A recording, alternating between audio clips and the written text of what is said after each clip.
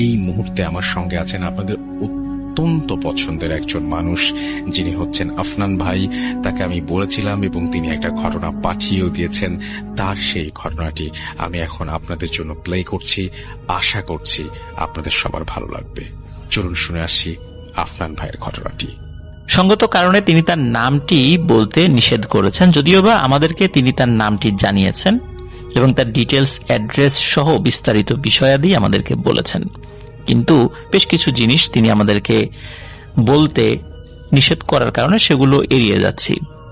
বর্তমানে তিনি সংযুক্ত আরব আমিরাতে রয়েছেন, আর তার বাড়ি ফেনী জেলার সোনাগাজী উপজেলায়। আর ঘটনাটি যখন ঘটেছিল তখন সাল ছিল 2016। এক রাতে ওনার সাথে এই ঘটনাটি ঘটেছিল। মূলত ঘটনাটির অনেকগুলো অংশ থাকলেও একই রাতে ঘটনাটি ঘটেছিল ওনার সাথে। উনি স্থানীয় একটি মাদ্রাসায় লেখাপড়া করতেন। তখন ওনার দাখিল পরীক্ষার সময় হয়ে যায়। আর ওনার যিনি শিক্ষক ছিলেন তিনি ওই মাদ্রাসার হোস্টেলে নিজেও থাকতেন এবং ওখানে আবাসিক শিক্ষক হিসেবে তিনি কর্মরত ছিলেন। আর যেহেতু তিনি ওখানে থাকতেন, মাদ্রাসার যারা দাখিল পরীক্ষার্থী ছিল, এসএসসি পরীক্ষার্থী ছিল, তাদেরকে তিনি রাতের বেলা ক্লাস করাতেন। আর উনি যেহেতু আবার হোস্টেলে থাকতেন না, এই কারণে রাতের বেলা তাকে বাইসাইকেলে করে মাদ্রাসায় গিয়ে ক্লাস করে আসতে হতো। তো উনি যেখানে থাকতেন, ওনার যে বাড়িটা, তো ওই বাড়ি থেকে মাদ্রাসার যে দূরত্ব, এই দূরত্বটা মাত্র 1 কিলোমিটার। উনি যখন ওনার বাড়ি থেকে বের হওয়ার পর কিছু দূর যাওয়ার পরে ওনার নানার বাড়ি পড়ে। আর নানার বাড়ি পার হওয়ার পরে ওই সময়ে একটি হাইওয়ে প্রজেক্ট হচ্ছিল, আর কি একটা রাস্তা হচ্ছিল। তো ওখান দিয়ে সাইকেল চালিয়ে যেতে 5 মিনিট সময় লাগে মাদ্রাসায় পৌঁছাতে। আর ওনার যে নানার বাড়ি, ওই নানার বাড়ি থেকে কিছুটা সামনে গেলে একটা কবরস্থান পড়ে। কবরস্থানটা পার হওয়ার পর কিছুটা পথ আগালে একটি স্কুল পড়ে। স্কুলটি তখনও উদ্বোধন হয়নি, এখন হয়েছে। স্কুলের সাথে বড় একটি পুকুর রয়েছে। এই পুকুরের পাড় আবার অনেক উঁচু। পুকুরটার সাথে তখন বিশাল একটা বাউন্ডারি করা জায়গাও ছিল। সেখান থেকে আবার একটু সামনের দিকে এগোলে রাস্তার দুই পাশে, এক পাশে ছোট্ট আরো একটি কবরস্থান, আর এক পাশে একটি ছোট্ট শ্মশান ছিল।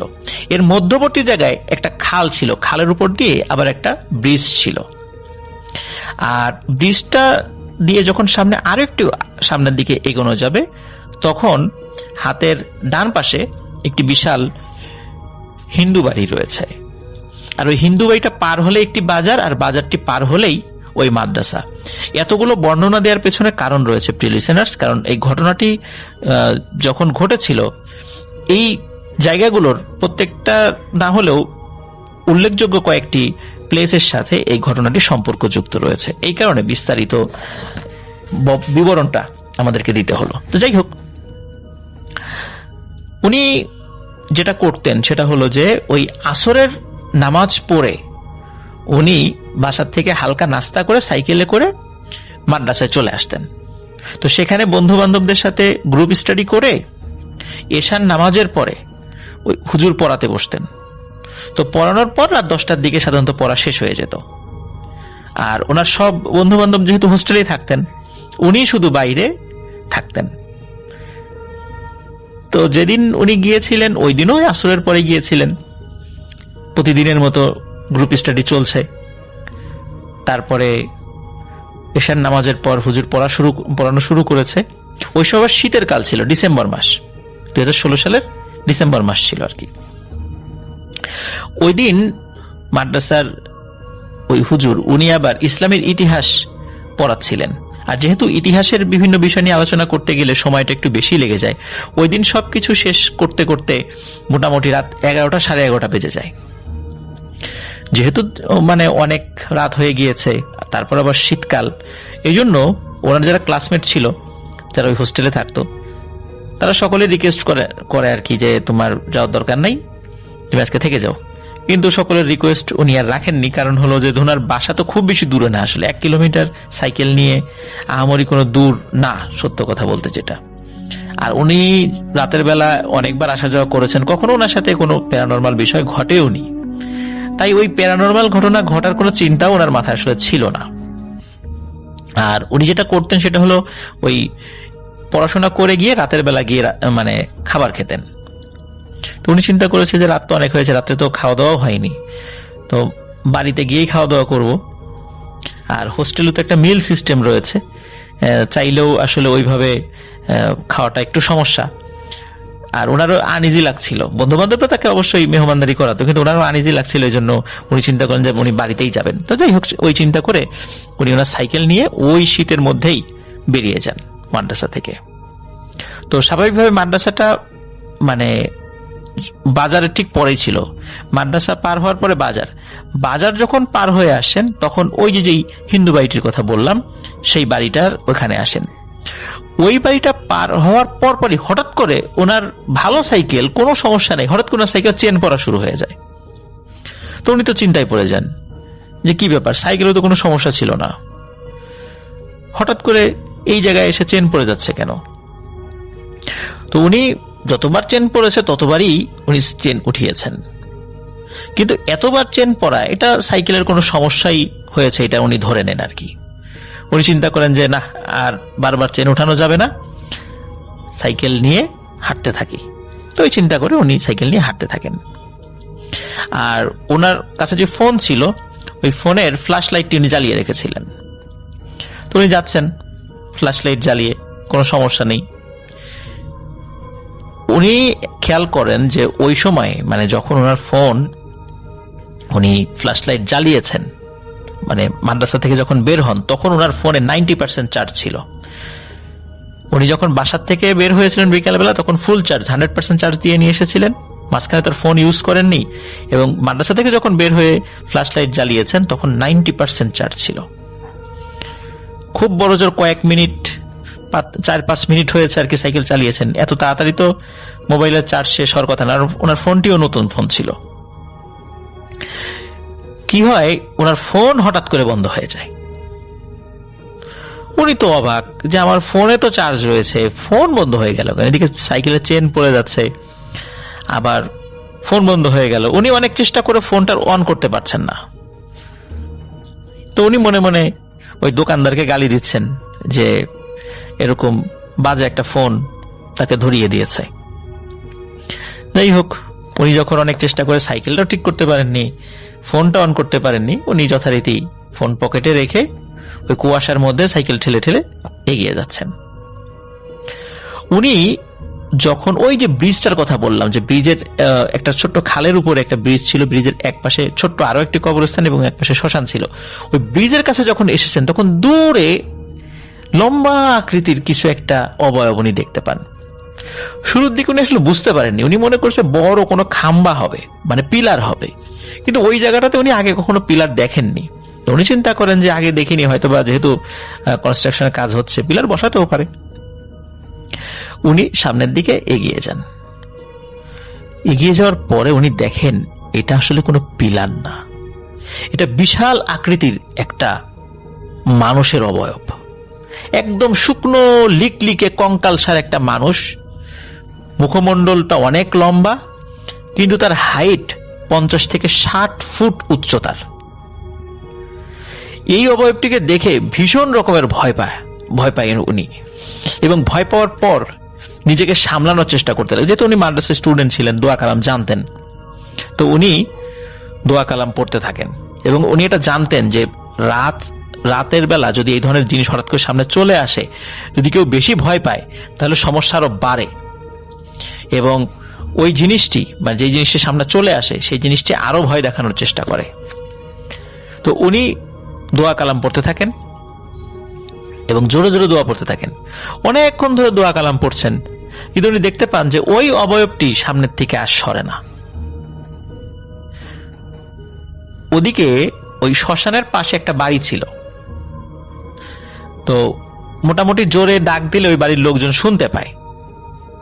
তো উনি আবার কি করেন, জোরে জোরে ডাকাডাকি শুরু করেন, কিন্তু ওই বাড়ির লোকজন শুনতে পাচ্ছে। যেহেতু শীতের রাত, হয়তোবা তাড়াতাড়ি ঘুমিয়ে গিয়েছে, এই কারণে হয়তোবা সেখান থেকে কোনো সারা শব্দ আসছে না। এখন উনি যেটি করেন সেটি হলো সাহস করে ওই অবয়বটিকে জিজ্ঞেস করেন যে আপনি কে, আমার পথ আগলে দাঁড়িয়ে আছেন কেন? তখন ওই অবয়বটি বলে, অনেকদিন ধরে তোকে চোখে চোখে রাখছি, পাহারা দিচ্ছি, সুযোগ পাইনি, আজকে পেয়েছি তোকে, তো যা আমার পাশ দিয়ে চলে যা, সমস্যা কি তোর? তুই আমার পাশ দিয়ে যা, তারপর কি করার দরকার আমি তোকে করব। এই কথা বলার পর সে তো বুঝতে পেরেছে যে আজকে আমার অবস্থা খারাপ। সে আবার সাহস করে জিজ্ঞেস করে যে আপনি কেন আমার পথ আটকে দাঁড়িয়ে আছেন, আপনি কে? তখন সে উত্তর দেয়, আমার নাম নোরা, আমি এই শ্মশানেই থাকি, আজকে তোকে ছাড়ব না। তখন এই কথা শোনার পর স্বাভাবিকভাবে কি ফিলিংস হতে পারে প্রিয় লিসেনার্স, আপনারা তো বুঝতেই পারছেন। তখন তিনি যে কাজটি করেন, আসলে এইরকম সাহস আমার বেলায় হলেও আমি এই ধরনের সাহস পেতাম কিনা সেই চিন্তায় আমি একবার করেছি এই ঘটনাটি যখন পড়ছিলাম।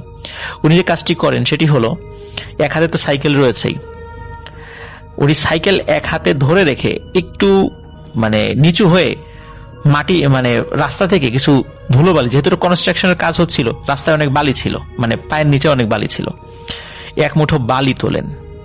বালি তোলার পর আয়াতুল কুরসি পাঠ করতে থাকেন এবং পাঠ করতে করতে পা দিয়েই নিজের চতুর্দিকে একটি বৃত্ত আঁকেন এবং বৃত্তের মাঝখানে দাঁড়িয়ে গিয়েছেন এবং আয়াতুল কুরসি পড়ার পর ওনার হাতে যে বালু ছিল এই বালুর উপরে ফু দিয়ে দূরে ওই অবয়বটির দিকে ছুঁড়ে মেরেছে। যেই না ওই অবয়বটির দিকে ছুঁড়ে মেরেছে, সাথে সাথে দেখে যে সামনের কিছু নাই, একদম কিচ্ছু নাই।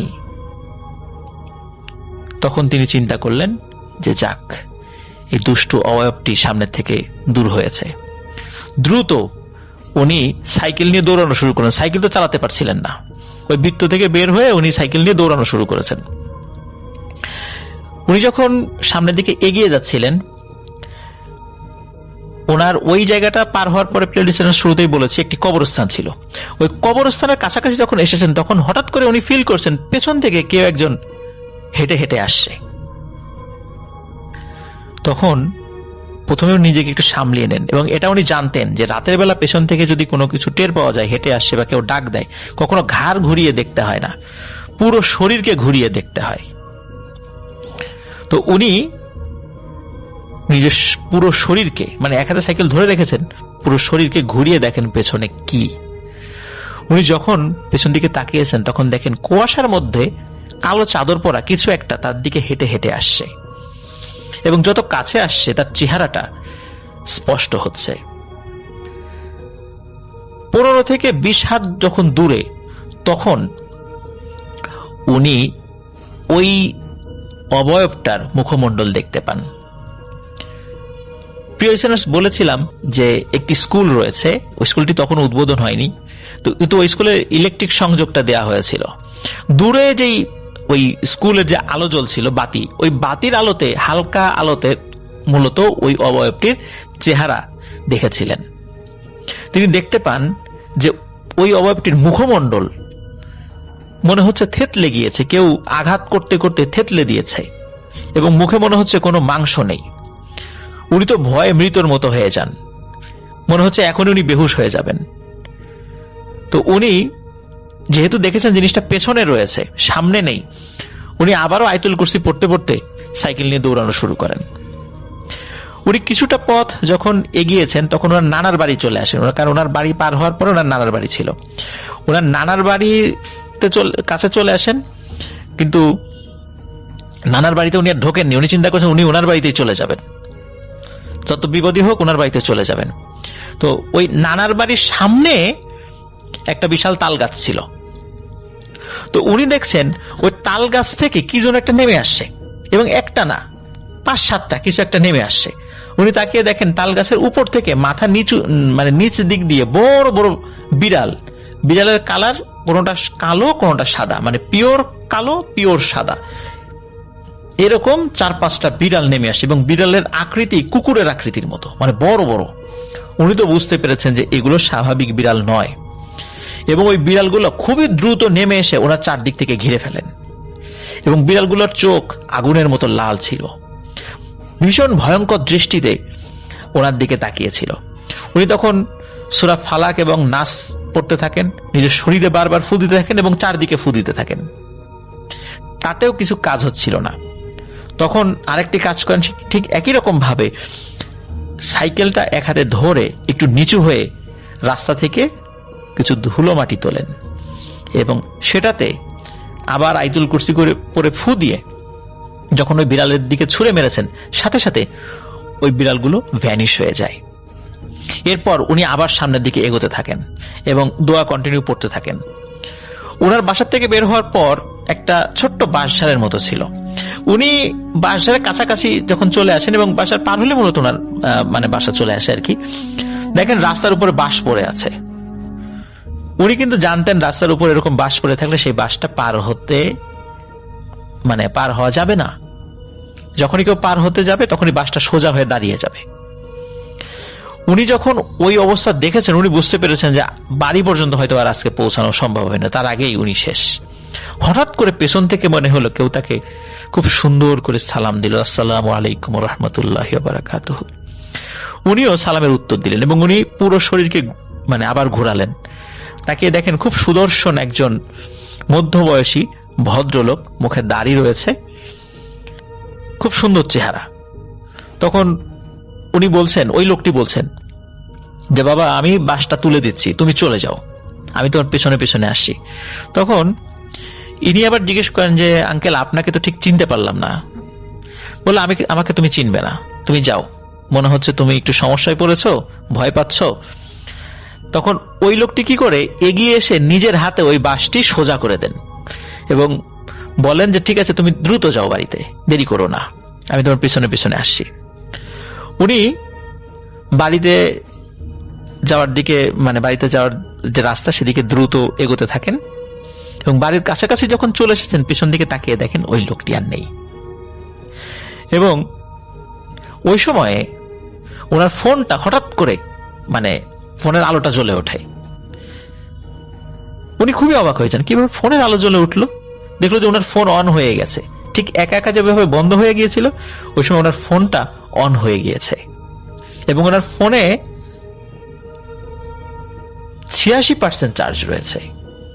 অবাক ব্যাপার, ফোনটা হঠাৎ করে বন্ধও হয়ে গেল, আবার বাড়ির কাছাকাছি এসে জ্বলেও গেল। আর এই যে এই মানুষটি আসলে যে মানুষ ছিল না, এটি উনি খুব ভালোভাবেই বুঝতে পেরেছিলেন। মানুষ বেশে কোনো ভালো পরহেজগার জিন ওনাকে সাহায্য করতে এগিয়ে এসেছিলেন।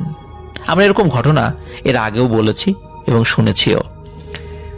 মাঝে মাঝে ভালো কোনো জিন মানুষের উপকারে এগিয়ে আসে।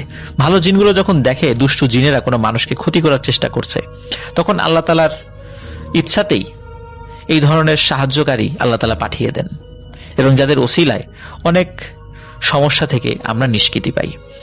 কখনো কখনো তাদেরকে দেখা যায় না, অদৃশ্যভাবেই দুষ্টু জিনদেরকে তারা হটিয়ে দেন। এরকমই একটা ঘটনা তার সাথে ঘটেছিল।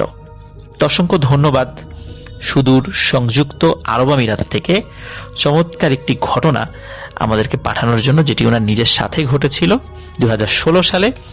তো প্রিয় লিসেনার্স, আশা করছি ঘটনাটি আপনাদের সকলের ভালো লেগেছে। থ্যাংক ইউ সো মাচ আপনার ঘটনার জন্য, আপনাকে অনেক ধন্যবাদ। এবং আমি এখন যেটা করব সেটা হচ্ছে চলে যাব সরাসরি আমাদের পরবর্তী যে অতিথি আছেন তার কাছে। আমার এক গ্রামবাসী চাচার কাছ থেকে শোনা ঘটনা, তার সাথেই ঘটে যাওয়া এটি একটি সত্য ঘটনা।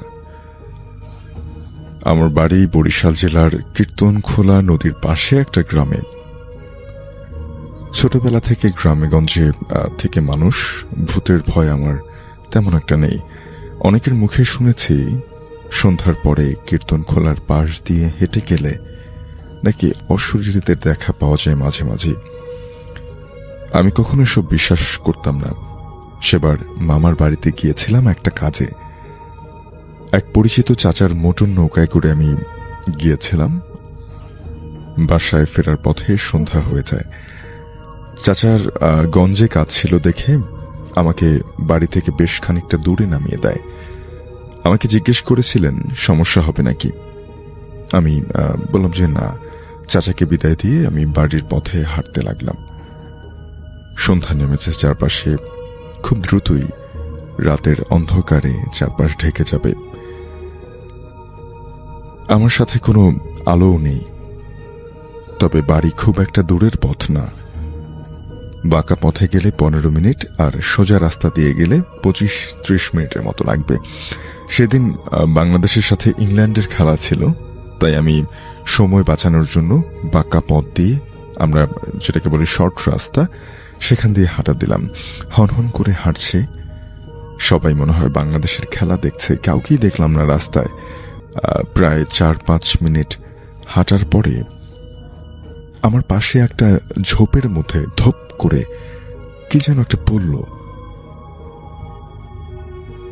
বলতে ভুলে গেছি যে শর্ট রাস্তাটা একটু জংলা টাইপ এলাকার মধ্য দিয়ে, চারপাশে ঝিঝি পোকার ডাক শোনা যাচ্ছে। আওয়াজটা শুনেই আমি থেমে গেলাম, অর্থাৎ ধূপ করে ঝোপের মধ্যে কিছু একটা পড়ল।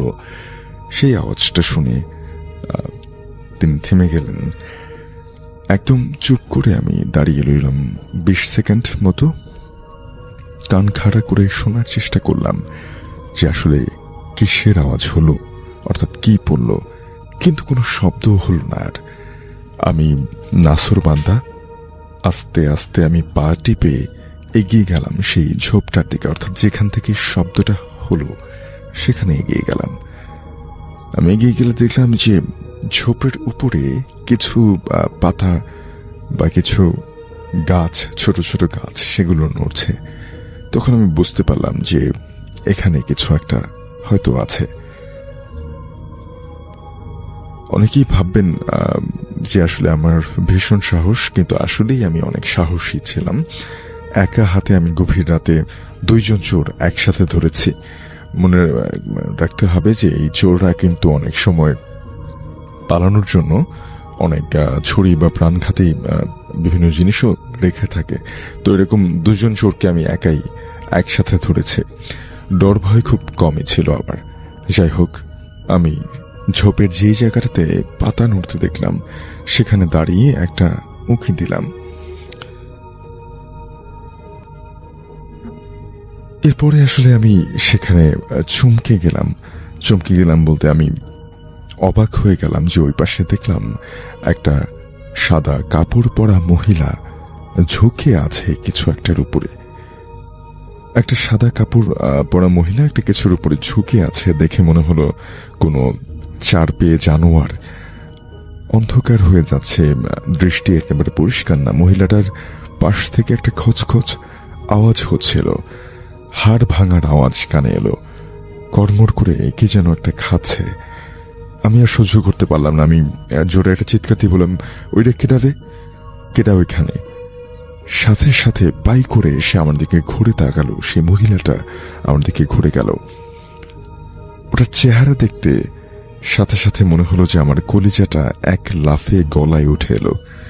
বহু কষ্টে নিজেকে আমি দাঁড় করে রাখলাম। মহিলার বয়স বুঝতে পারিনি, তবে সাদা চুল, সাদা কাপড় এবং সারা মুখে লেগে থাকা রক্ত এবং সামনে পড়ে থাকা একটা মাঝারি সাইজের গরুর মৃতদেহ দেখে আমার আর কিছুই বুঝতে বাকি রইল না। এরপর শুধু এতটুকু মনে আছে যে জ্ঞান হারাবার আগে জোরে কয়েকবার লা ইলাহা ইল্লাল্লাহু এবং আল্লাহু আকবার বলে আমি চিৎকার দিচ্ছিলাম যাতে ওই মহিলাটা সরে যায়, কিন্তু মহিলাটা চাচ্ছিল না। তখনও মহিলাটা চোখের পলকে মরা গরুটা রেখে আমার দিকে এগিয়ে এলো। এরপরে আর আমার কিছু মনে নেই। জ্ঞান ফেরার পরে আমি নিজেকে পেলাম আমাদের বাড়ির উঠানে। আমাদের এলাকার সব মুরব্বী এবং গঞ্জের সবচেয়ে বড় হুজুর আমার সামনে বসে আছে। ওনাদের কাছে শুনতে পাই যে রাতে রাস্তা দিয়ে ফেরার পথে আমাদের বাড়ির 3 জন লোক আমার চিৎকার শুনতে পায়। তারা চিৎকার শুনে দৌড়ে সেখানে যান এবং তারা গিয়ে যেটা দেখতে পান যে আমি অজ্ঞান অবস্থায় পড়ে আছি। এরপর আরো মানুষের সাহায্যে তারা আমাকে নিয়ে আসেন এবং আশ্চর্যের ব্যাপার যে ওই দিন আমার থেকে একটু দূরে একটা আধ খাওয়া গরুর মৃতদেহ পাওয়া যায়। গরুটার শরীরের বাকি অংশ পাওয়া গেলেও মাথা থেকে পেট পর্যন্ত সেখানে কিছু ছিল না, মানে খাওয়া অবস্থায় ছিল। অথচ আমি যখন সেই মহিলাকে দেখেছিলাম সেখানে ওই গরুটার উপরে উপর দিয়ে আছে, তখন সেই গরুটা একটা সম্পূর্ণ অবস্থায় ছিল, তার কিন্তু মাথা পেট সবকিছুই ছিল, তবে সেটা মৃত ছিল। এবং তার কয়েক সেকেন্ড পরেই হয়তো আমি চিৎকার দিয়েছি, এবং সেই সময় গ্রামের লোকজন সেখানে গিয়ে আমাকে নিয়ে আসলো। তো তারপরেও তারা সেই গরুটাকে আর পুরো অবস্থায় পায়নি, তারা অর্ধেক খাওয়া অবস্থায় পেয়েছিল, যেটা এতটুকু সময়ের মধ্যে একটা আশ্চর্য ব্যাপার। এই মুহূর্তে আছেন আপনাদের সবার প্রিয় ডক্টর আলিফ, এবং যার ঘটনা আপনারা সবসময় শুনতে চান, শুনতে পছন্দ করেন, শুনতে ভালোবাসেন, এবং আমন্ত্রণ জানাচ্ছি আমাদের আজকের এই এপিসোডে ঘটনা শেয়ার করার জন্য। আমি যে ঘটনাটা শেয়ার করব সেটা আব্দুল হাকিম ভাইয়ের। এই আব্দুল হাকিম ভাই আমার নিজের এলাকার এক ছোট ভাইয়ের খালাতো ভাই। তো এই ঘটনায় আব্দুল হাকিম ভাইটা হচ্ছে নিজেই প্রত্যক্ষ করেন। এই ঘটনা শুরু হয় 1997 সালে, এবং তিনি সদ্য ঢাকা এসেছেন সপরিবারে। তার মেয়ে ছিল এবং তার ওয়াইফ ছিল আগে রাজশাহীতে বিয়ের পর। তো পুরো পরিবার নিয়ে তিনি ঢাকা চলে আসেন এবং থাকতেন রাজশাহীতে। তারা সবাই শিক্ষিত। তার ডাক নামটা বলছি না, কারণ আব্দুল হাকিমটাই বলছি, ডাক নামটা বললে হয়তো অনেকে চিনে যেতে পারে। তার স্ত্রীও মাস্টার্স করা, ঢাকায় এসে চাকরি খুঁজছিল এবং একটা সময় চাকরি পেয়েও যায়। তাদের বাচ্চাটার বয়স ছিল 6 বছর। তো ঢাকা যেদিন আসলো, তারা যাত্রাবাড়ির আশেপাশে একটা বাসায় ওঠে। সেই বাসাতেই মালপত্র গুছিয়ে সবাই টায়ার্ড হয়ে ঘুমিয়ে পড়ে। তো আব্দুল হাকিম ভাইয়ের অভ্যাস, ছোটবেলা থেকে তিনি ফজরের নামাজ জামাতের সহিত পড়তেন। তো ফজরের নামাজ পড়ে আসবার সময় ওই বাসায় ঢোকার আগে একটা বড় রাবার গাছ ছিল। সেই রাবার গাছের নিচে দূর থেকে তিনি দেখতে পান একজন নুয়ে বসে আছে একটা মানুষ। তিনি কাছে যেতে 5 ফিট ডিস্টেন্স থাকতেই তিনি দেখেন যে সেই মানুষটা হাওয়ায় মিশে যায়। তার চোখে দেখে পরিষ্কার একটা মানুষ হাওয়ায় চলে গেল। কিন্তু কিছুক্ষণ আগেও তো তিনি অবাক দৃষ্টিতে দেখলেন এই লোকটাকে, হঠাৎ করে চলে যাবে। তো তিনি অবাক হতে হতে বাসার দিকে রওনা হয়, এবং বাসার নিচে ঠিক উপরে ওঠার আগেই তিনি নিচের সিঁড়ির কামরায় সেই মানুষটাকে আবার দেখতে পান। তিনি দূর থেকে চিৎকার করতে বলেন, এই মেয়ে দাঁড়ান। তিনি দৌড়ে বাসার নিচ পর্যন্ত গিয়ে দেখেন আর না, এই লোকটা ভ্যানিশ হয়ে গেছে। তিনি বুঝতে থাকলেন এবং চিন্তা করতে থাকলেন এটা কি তার মনের ভুল কিনা। তার ওয়াইফ তাকে জানান আসলে কাহিনী, ওয়াইফকে জানান যে কাহিনী কি। তার ওয়াইফও বলে এটা মনের ভুল হবে, এটা নিয়ে বেশি ঘাটাঘাটি করো না, এসব যদি খারাপ কিছু হয় তাহলে আবার ঝামেলা হতে পারে। সেদিন তিনি অফিস থেকে রাতের বেলা বাসায় ফিরছিলেন, রাত তখন 10টা বাজে। ওই জায়গা দিয়ে ওই জায়গাটা প্রায় সময় খালি থাকতো ওই রাবার গাছটার নিচে। তো তিনি সেই গাছের নিচে আসতেই দেখেন সেখানে শুধু রক্ত পড়ে আছে অনেক। আপনি রক্তটাকে ক্রস করে যেতে পারবেন না, আপনাকে পাড়া দিয়ে যেতে হবে। এবং কিছু মুরগির পা আশেপাশে ছড়িয়ে ছিটিয়ে আছে এবং পাখনা টাকনা। তিনি গুরুত্ব দেননি, মনে করেছিলেন হতে পারে আশেপাশে বড় বিয়ে শাদী আছে, তো মুরগি টুরগি কেটে গেছে, তো মুরগি কেটে গেলে রক্তটা পরিষ্কার করবে না। তিনি বকতে বকতে বাসায় ঢুকে যায়। তো সেদিন রাতে খাওয়া শেষ করে রাত 12টার দিকে তিনি শুয়ে পড়েন, এবং গভীর রাত হবে তখন তিনি একটা স্বপ্ন দেখেন। তিনি স্বপ্নে দেখেন যে তিনি একটা হসপিটালে গেছেন। সেই হসপিটালে তাকে বাইরে অপেক্ষা করতে বলা হয়েছে। তিনি সবাইকে জিজ্ঞেস করছেন, একে ওকে ধরছেন তার স্ত্রী সন্তান কি বেঁচে আছে কিনা। 3 জন কালো কুৎসিত বর্ণের লোক তার সামনে আসে। তারা অনেক লম্বা। তারা বলল, না, তারা বেঁচে নাই, তাদেরকে তুমি মেরে ফেলেছ। তিনি বললেন, আমি? তো তারা বলে, হ্যাঁ তুমি।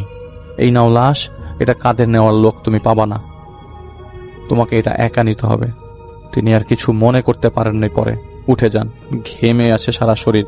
উঠে দেখেন রাত 2:50 মতো বাজে। তিনি উঠে বারান্দায় যায়, খুব ফ্রাস্ট্রেটেড হয়ে যায়। তিনি সিগারেট ধরায়। তিনি বুঝে উঠতে পারছিলেন না ঘটনা কি।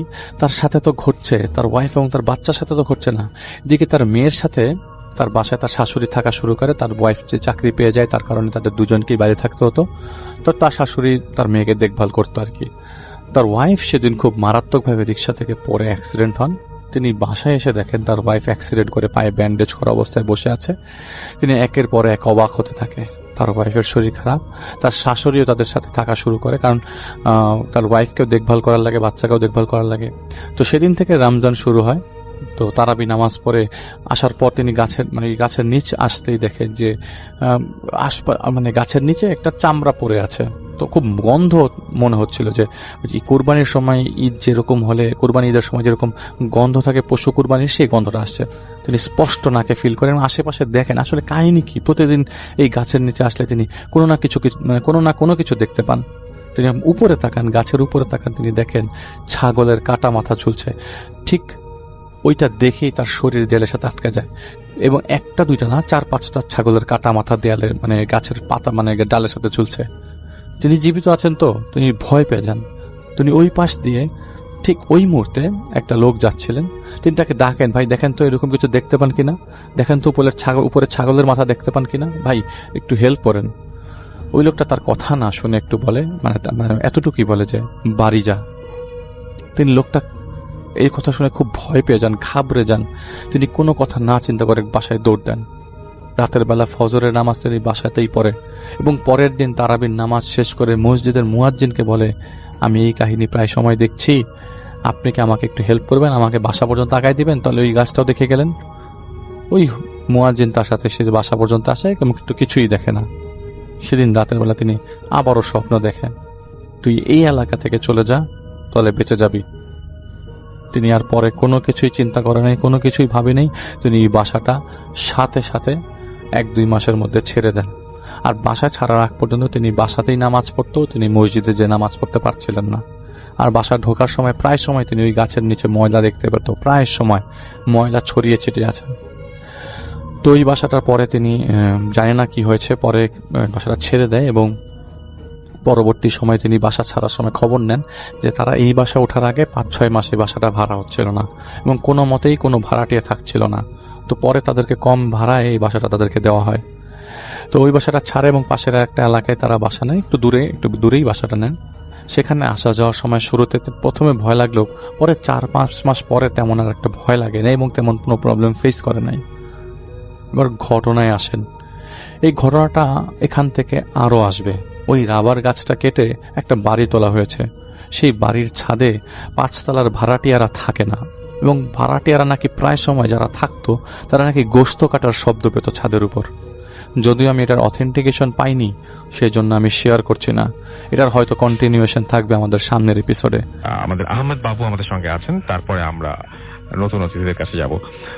কাহিনীটি ঘটেছিল মুকুলের সাথে, এবং মুকুল তখন বেড়াতে গিয়েছিল তার বন্ধু মনিরের চাচা বাড়িতে, মানে দাদা বাড়ি। তার চাচারা থাকতো তখন, দাদা তো মারা গিয়েছেন অনেকদিন আগে। তো যাই হোক, মনিরের সাথে সে যখন যায় তার দাদা বাড়িতে, মনির তাকে বলেছিল যে তার দাদা বাড়ি খুব রহস্যময় একটা জায়গা, এবং তার দাদার আমল থেকেই সেই জায়গায় কিছু কিছু ব্যাপার ঘটে, ভৌতিক ব্যাপার স্যাপার ঘটে। এটাতে মুকুল বেশ ইন্টারেস্ট পেয়েছিল। মুকুল বলেছিল যে আসলে আমার কাছে ভৌতিক জিনিসগুলো খুব ভালো লাগে। তো মনির তাকে বলেছিল যে তোর ভালো লাগলেও ব্যাপারটা কিন্তু আসলে মোটেই সুখকর না। আমার দাদা বাড়িতে জিন আছে, এবং বিভিন্ন সময় আমার দাদা সেগুলো পালতো আর কি। এরকম কিছু জিন আছে, এবং সেই সব জিনের মধ্যে কিছু জিন আছে যেগুলো নাকি আমার দাদার অবাধ্য হয়ে গিয়েছিল, এবং অবাধ্য হওয়ার কারণে আমার দাদা তাদেরকে শাস্তি দিত। আমার দাদা বেশ কামেল ছিল, এবং পরবর্তীতে আমার দাদা মারা যাওয়ার পর তারা ছুটে যায়, এবং ছুটে যাওয়ার পরে বিভিন্ন রকমের উল্টাপাল্টা কাহিনী বাড়িতে করে। যদিও আমার বড় চাচা সেখানকার বড় হুজুরকে এনে কয়েকবার বাসা বন্ধ করে দিয়েছিল, মানে বাসা বেঁধে দিয়েছিল। আসলে গ্রামে যেটা হয় যে গ্রামের বাড়িগুলো মানে বাধা বন্ধ করাটা বেশ কঠিন হয়ে যায়, কারণ শহরে যখন আপনারা বাড়ি দেখেন, এটা আমি আমার নিজের এক্সপিরিয়েন্স থেকে বলছি, শহরে যেটা হয় যে শহরের বাড়িগুলো থাকে বেশ বাউন্ডারি ওয়ালগুলো খুব স্পষ্ট থাকে, এবং বাসা সীমানা নির্ধারিত থাকে, এবং সামনে পেছনে দেয়াল থাকে। তাহলে সেক্ষেত্রে যেটা হয়, যেসব কামেল ব্যক্তিরা যারা আসেন বাসা বন্ধ করতে, তারা সেখানে তাদের প্রসিজার করে যান খুব সুন্দর করে, 4 কোণায় করে, এবং বাসাটা বন্ধ করে দেন। গ্রামে যেটা হয়, গ্রামের চৌহদ্দিগুলো, মানে বাড়ির মূল চৌহদ্দিটা কিন্তু বেশিরভাগ সময় মানে খুব প্রিসাইজ ভাবে থাকে না। অনেক সময় দেখা যাচ্ছে সামনে এন্ট্রেন্স আছে, পেছনেও এন্ট্রেন্স আছে। হ্যাঁ, আবার অনেক সময় দেখা যাচ্ছে অনেকের বাসা ওয়েল ফেন্সড না, খুব সুন্দর করে বেড়া দেয়া না। মানে এখনকার বাড়িগুলো ডিফারেন্ট হয়েছে, এখন তো আমি দেখছি শহরের মতো বাড়ি হয়ে গেছে। আমার সেই দৃশ্য তো আমার দেখা সেই সময়কার যে বাড়িঘরগুলো ছিল সে সময়কার কথা বলছি, বা এখনো অনেক গ্রামেই আছে, অনেক বাড়িঘরই আছে যেগুলো আসলে ফেন্সটা খুব ভালো মতো দেয়া না। তো যাই হোক, তখন এই সীমানাগুলো নির্ধারণ করা বা যিনি বাড়ি বন্ধ করেন তার জন্য সমস্যা হয়ে যায়।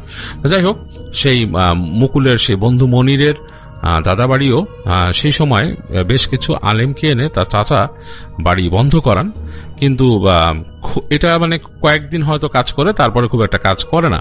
এইসব কথা মনির বলছে মুকুলকে, এবং মুকুল খুব ইন্টারেস্ট পাচ্ছিল আসলে ব্যাপারগুলো নিয়ে, যেহেতু ইয়াং এইজ, কেবল সদ্য এইচএসসি পাশ করে তারা ইউনিভার্সিটিতে ভর্তি হয়েছে, তাদের মানে একটা মানে বেশ কারেজ কাজ করছে। এবং আপনারা জানেন যে অতিপ্রাকৃত জিনিসের প্রতি ইয়াং জেনারেশনের বেশ একটা ইন্টারেস্ট থাকে, তারা খুব হরর মুভি দেখে বা ভূতের বই পড়ে বা আমাদের মতো শো শোনে, এগুলোতে তাদের ইন্টারেস্ট আরো বেড়ে যায়। তো যাই হোক, মুকুলেরও বেশ ইন্টারেস্ট ছিল। তো মনির তাকে বলে যে দেখ, এত মজা পাওয়ার কিছু নাই, আসলে আমার দাদা বাড়ি বা আমার চাচা বাড়ির যে এক্সপিরিয়েন্স গুলো, এগুলো কিন্তু একটু হরিফিক, মানুষ একটু ভয় পায়, আমি নিজেও ভয় পাই। তো যাই হোক, তুই এত আনন্দ পাইস না আর কি। তো যাই হোক, মুকুল তারপরও খুব ইন্টারেস্ট ফিল করে এবং সে মনিরকে বলে যে চল আমরা বেড়ায় আসি, কারণ তাদের তখন একটা সময় ছিল, মোস্ট প্রবাবলি তারা তখন ইউনিভার্সিটিতে মানে ঢোকে নাই আর কি, জাস্ট পরীক্ষা দিয়ে তাদের রেজাল্ট আসছে, এরকম একটা সময়। তো বেশ সময় কাটানোর জন্যই তারা তখন যায় মনিরের সেই দাদা বাড়ি। তো সেখানে যে মুকুল দেখে যে বাড়িটা বেশ সুন্দর একটা বাড়ি, সেই বাড়ির আবার দেয়াল করা আছে। আসলে দেয়ালটা তারা করেছে বিভিন্ন সমস্যার কারণে, বাড়ি দেয়াল করা আছে চারিপাশে, এবং এন্ট্রান্স একটাই, বাসায় ঢোকা যায় সুন্দর, এবং ঢোকার পরে বেশ অনেকটা বড় একটা জায়গা, এবং সেই জায়গার মধ্যে উঠোনটাই বেশ বড়, এবং এল শেপে ঘর করা। ঘরগুলো হচ্ছে ইটের দেয়াল আর টিনের চাল, আর এই পাশে একটা ঘর আছে যেটা হচ্ছে টিনেরই চাল আবার টিনেরই সেটা দেয়াল, এইভাবে করা। আর বিশাল উঠানের এক কোনায় একটা পেয়ারা গাছ আছে, বেশ বড় একটা পেয়ারা গাছ, এবং তার পাশেই দেয়াল দেখা যাচ্ছে, এবং সৌভাগ্যবশত সেখানে ইলেকট্রিসিটি আছে। তো সুতরাং বেশ ভালো লাগলো মুকুলের কাছে।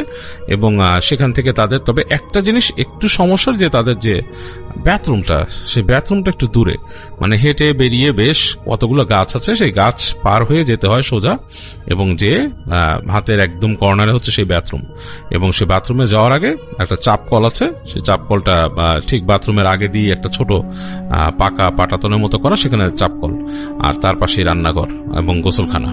তো যাই হোক, পুরো জায়গাটা মুকুলের কাছে বেশ লাগলো, কারণ সেই বাড়ির যে মূল ফটক দিয়ে বেরিয়ে আর একটু সামনে গেলেই সেখানে দেখা যায় বিশাল এক দিঘি আছে, এবং আরো সামনে হেঁটে গেলে নাকি নদী। তো সেটা তখনও দেখেনি, কিন্তু মুকুলের কাছে বেশ ইন্টারেস্টিং লাগলো জায়গাটা, এবং বেশ ভালো লাগলো তার কাছে। তো যাই হোক, সে মনিরের সাথে এসে যখন পৌঁছেছে সেই বাড়িতে, তখন বিকেল হয়ে গেছে, এবং সেই দেখা যাচ্ছে যে বড় গাছ ছিল বাসার মাঝখানে, ডাব গাছ।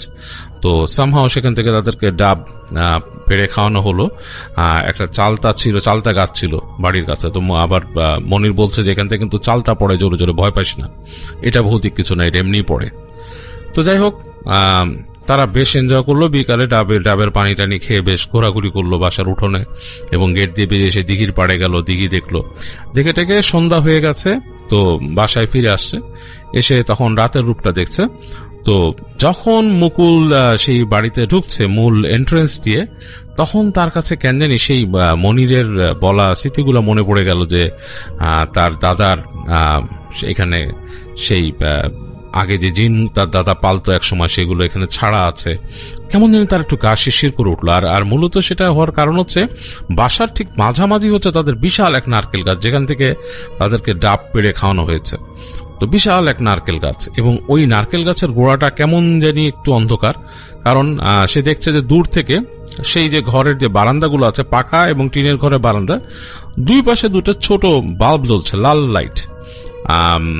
এখনকার যুগেও অনেকে লাল লাইট বাল্ব ইউজ করেন, কারণ বাল্বগুলোর দাম কম পড়ে, এনার্জি সেভারের দাম কিন্তু বেশ অনেকটাই, অনেকেই এটা ইউজ করেন না। তারাই দেখছেন যে সে দেখছে যে দুইটা বারান্দাতে দুইটা বাল্ব জ্বলছে, লাল লাল ছোট ছোট, এগুলো হয়তো 40 ওয়াটের বাল্ব হবে, আলো বেশি না, খুব লালচে আলো, অন্ধকার দূর করতে পারছে না, মনে হচ্ছে অন্ধকারের সাথে ফাইট করছে কিন্তু অন্ধকার যাচ্ছে না। সো এরকম একটা অবস্থা। সেই বড় নারকেল গাছের গোড়াটা বেশ অন্ধকার হয়ে আছে, আর তারও ওদিকে সে যে দেখছে চাপ্পলের গোড়া বা বাথরুমের যে জায়গাটা যেখানে উঁচু করে বাথরুম করা, সেই জায়গাটা কেমন ভৌতিক লাগছে অন্ধকারে, এবং তার থেকে একটু দূরেই কিন্তু আবার বাউন্ডারি ওয়াল এবং মাঝখানে অনেকগুলো গাছ আছে কিন্তু। যাই হোক, এই জিনিসগুলো দেখে মুকুলের কাছে একটুখানি অস্বস্তি লাগলো, মনে হলো যে কেমন যেন একটু। এবং সে যখন নাকি তার মনে করলো যে এই যে জিন ভূতের কথা বলা হয়েছে, তো মনির তাকে বলতেছে যে কিরে তুই কি ভয় পাচ্ছিস নাকি বাড়িতে ঢুকে? বলে যে না দোস্ত, আসলে তুই যে বলছিলি এগুলো মনে পড়লো এই কারণে। যাই হোক, এই বলে তারা ঢুকলো, দেখলো যে তাদের থাকার ব্যবস্থা হয়েছে সেই যে টিনের ঘর আর টিনের মানে ছাদ এবং টিনের যে বেড়া দেয়া যে ঘরটা, সেখানে তাদের থাকতে হবে রাতে। তো এবং তাদের খাওয়া দাওয়ার জন্য টাকা হবে মাঝখানে। তো বুঝতে পারলো, তো যেগুলো মনির বুঝিয়ে বললো যে আসলে মেহমান আসলে এখানেই থাকে, আর আমার চাচা তো ওই পাশে পাকা ইসে থাকে, এবং আমাদের মেহমান যারা আসে বা আমরা আসলেই এখানেই থাকি। তো যাই হোক, এইভাবে বললো। দেখলো যে টিনের যে ঘরটা সেটাও বেশ গোছানো, এক পাশে তাদের খাট রাখা, এক পাশে আলনা আছে, টেবিল আছে, এরকম একটা অবস্থা। তো যাই হোক, মুকুল বেশ ভালোই লাগছে তার কাছে, যে নতুন একটা পরিবেশ, আসলে তার কাছে নতুন পরিবেশ। এবং বাসায় তো আসলে থাকলে স্বাধীনতা পায় না, কারণ তার বাবা মা খুব তাকে মানে স্ট্রিক্টলি চেকে রাখে, নড়াচড়া করতে গেলেও তাকে চেক করতে থাকে। এইখানে এসে আসলে সে বেশ স্বাধীনতা পেয়েছে, তার কাছে বেশ ভালো লাগছে। তো সুন্দর করে সে তার জিনিসপত্র তারা তো আছে ওখানে বসলো, বসে তারা বন্ধুরা দুইজন গল্প করলো। গল্প করতে করতে বেশ সময় চলে গেল। তো একটা সময় তাদের ফ্রেশ হতে বললো মুকুলের চাচারা। তো তারা ফ্রেশ ট্রেশ হয়ে খাওয়া দাওয়া করলো, যে ভেতরের রুমতে খাওয়া দাওয়া করে এখানে চলে আসলো। তো যাই হোক, যখন তারা চলে আসছে তখন অলরেডি বেশ রাত হয়ে গেছে, রাত প্রায় 10টার মতো বেজে গেছে। এবং মানে গ্রামের জন্য বেশ অনেক রাত, এটা রাত 10টার সময়। এখনকার আজ থেকে 5 বছর অবশ্য বেশি আগের সময় না, বাট তারপরও রাত 10টা গ্রামের জন্য বেশ সময়।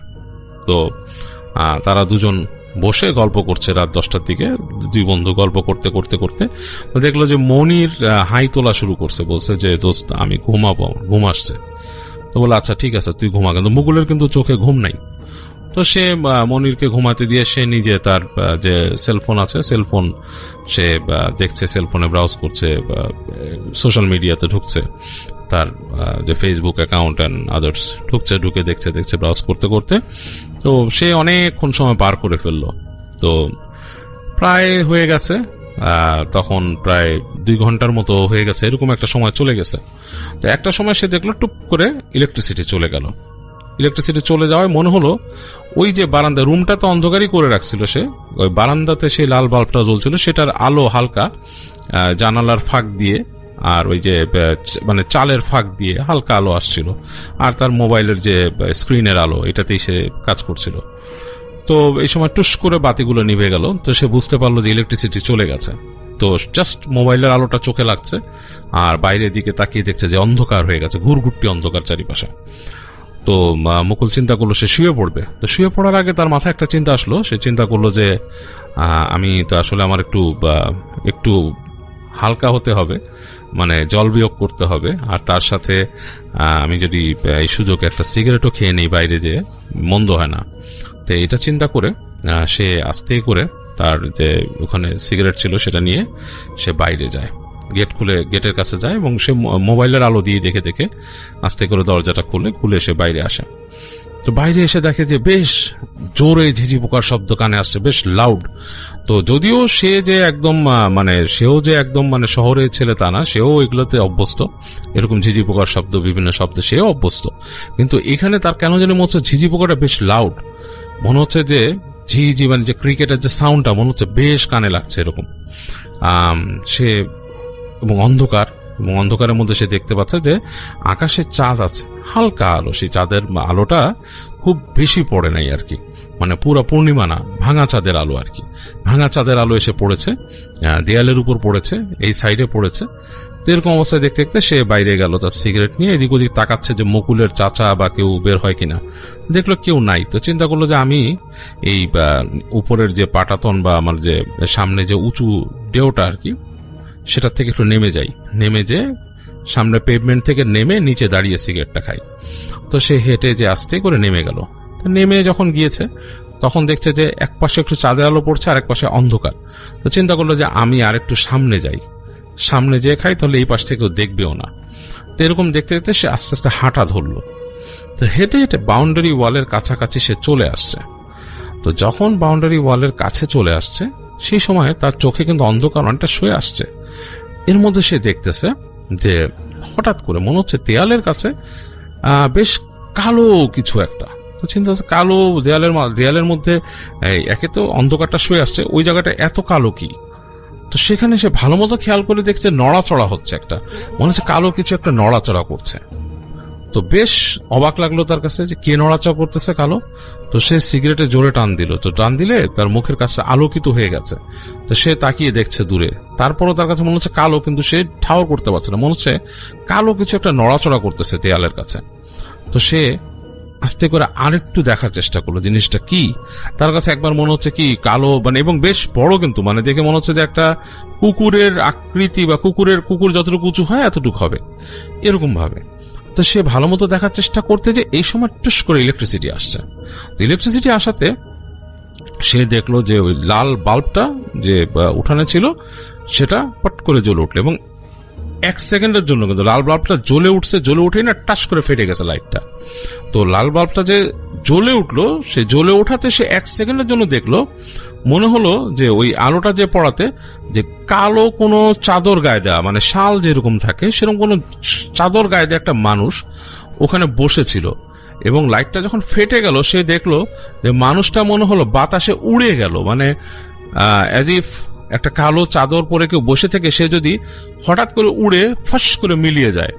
ইটস কাইন্ড অফ লাইক, যদি অনেকে দেখে না যে উল্কা পড়ে বাতাসে মিলিয়ে যায়, সেরকম মনে হলো। সেটা লাইটটা যখন ফেটে গেল তখন সে ফস করে উপরের দিকে উড়ে গেল, মানে একটা মানুষ বসেছিল কালো চাদর গায়ে দিয়ে, সে মনে হলো উপর দিকে লাফ দিয়ে উঠে হারিয়ে গেল বাতাসে।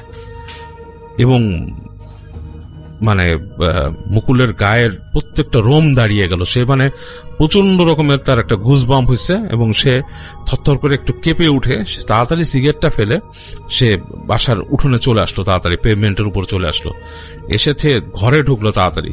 ঘরে ঢুকে তো ঘরের সুইচ হাতড়াচ্ছে সে চালানোর জন্য, তো হাতের কাছে পেলো, জ্বালিয়ে দিল লাইট জ্বালিয়ে দিয়ে ঘরের মধ্যে আলো জ্বলে উঠছে, সেখানেও লাল লাইট। তো দেখতেছে ঘরের মধ্যে তো কিছু নাই, এবং ঘর থেকে একটু আলো বেরিয়েছে পেভমেন্টের উপরে।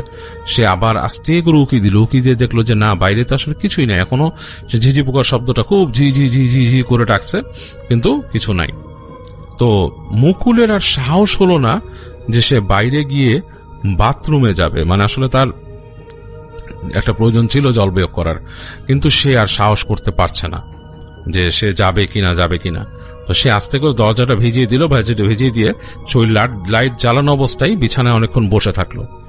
তো বিছানায় অনেকক্ষণ বসে থেকে এক সময় আসলে তার যে প্রয়োজনটা একটু বেড়ে গেল, তার প্রেশারটা বেড়ে গেছে। সে ভাবছে যে তাকে এখন যেতেই হবে, আসলে জল বের করেই আসতে হবে। তো সে বিছানা থেকে উঠে দাঁড়ায়। এর মধ্যে তার ভয়টা একটু কমে গেছে, কারণ বেশ খানিকটা সময় পার হয়েছে। তো সে তার মোবাইল ফোনটা হাতে নিয়ে সে রুমের বাতিটা জেলে রেখেই সে আস্তে করে নামলো পেভমেন্ট থেকে নেমে হাঁটা দিল বাথরুমের দিকে। তো সে যখন হেঁটে হেঁটে যাচ্ছে সে ভয়ে তার গা ছমছম করছে, কারণ নারকেল গাছের তল দিয়ে যাচ্ছে, তারপর যাচ্ছে পেয়ারা গাছ, এবং চাঁদের আলো হালকা এসে পড়ছে সামনে। সে মোবাইল ফোনটাকে জেলে সামনে ধরছে এবং হালকা আলো হচ্ছে, একবার ভাবছে যে মোবাইলের ফ্ল্যাশ লাইটটা জেলে নিবে নাকি, ভাবলো যে না, স্ক্রিনের আলোতে যেহেতু দেখা যাচ্ছে অনেকখানি, কিভাবেই যাই। এবং দেখতে দেখতে সে বাথরুমের সামনে চলে আসলো, এবং কেন জানি খুব ভয় লাগা শুরু করছে। সে বাথরুমের দিকেও যে তাকাচ্ছে, বেশ তার কাছে কেমন জানি লাগছে, এবং বাথরুমের দরজাটা টিনের দরজা, কেন জানি তার মনে হচ্ছে ভেতরে কেউ আছে। তো এরকম যখন লাগা শুরু করলো সে বেশ ভয় পেল। তখন সে এক পর্যায়ে মোবাইলের ফ্ল্যাশ লাইটটাই জ্বাললো, জেলে সে আস্তে করে যে বাথরুমে ঢুকলো, এবং সেখানে সে খুঁজলো যেখানে লাইট আছে বাথরুমে, কিন্তু সুইচটা খুঁজে পাচ্ছে না।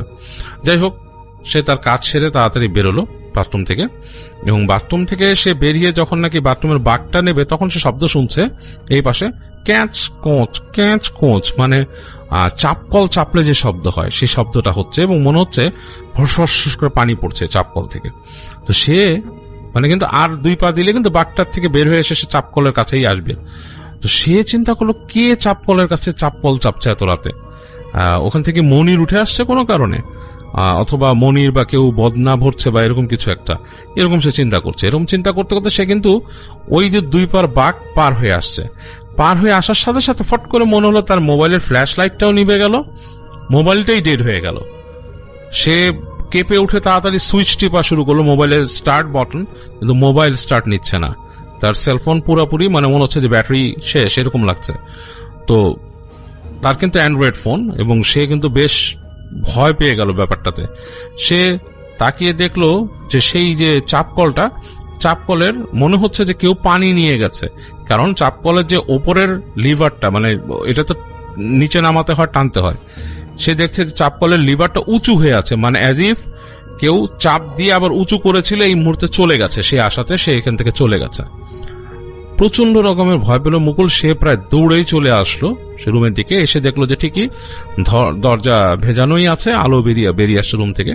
তো সে আস্তে করে ঢুকে তাতে দরজাটা বন্ধ করলো। সে মোবাইল ফোনটা নিয়ে সে চাপছে, তো স্টার্ট বাটন তার চাপ দিয়ে ধরলো পাওয়ার বাটন। অনেকক্ষণ পর আস্তে করে লাইট জ্বলে উঠলো পাওয়ার বাটন, মোবাইল স্টার্ট নিল, এবং সে দেখলো ব্যাটারি তার ছিল প্রায় 60-something%, ওইটাই আছে। কিন্তু মোবাইল ফোন হঠাৎ করে কেন বন্ধ হয়ে গেল তার মাথায় কিছুই নাই। তো সে তাকিয়ে দেখলো ডানে বামে, দেখলো যে মনির ঘুমাচ্ছে, একদম নিবিড় ঘুমে সে আছে, গভীর ঘুমে। তো সে চিন্তা করলো যে আসলে বাতি নিভাবো কিনা, বাতি নিভানোর সাহসটা আর পাচ্ছে না, তার বুক ধুকধুক করছে, কারণ তার মাথায় আসছে চাপকলটা কে চাপছিল। তো সে যেটা করলো, ওই রুমের মধ্যে মশারি করা ছিল, মানে ওই এখানে মশারির স্ট্যান্ড ছিল উপরে, সেখানে মশারিটা ভাঁজ করে উপরে তোলা ছিল।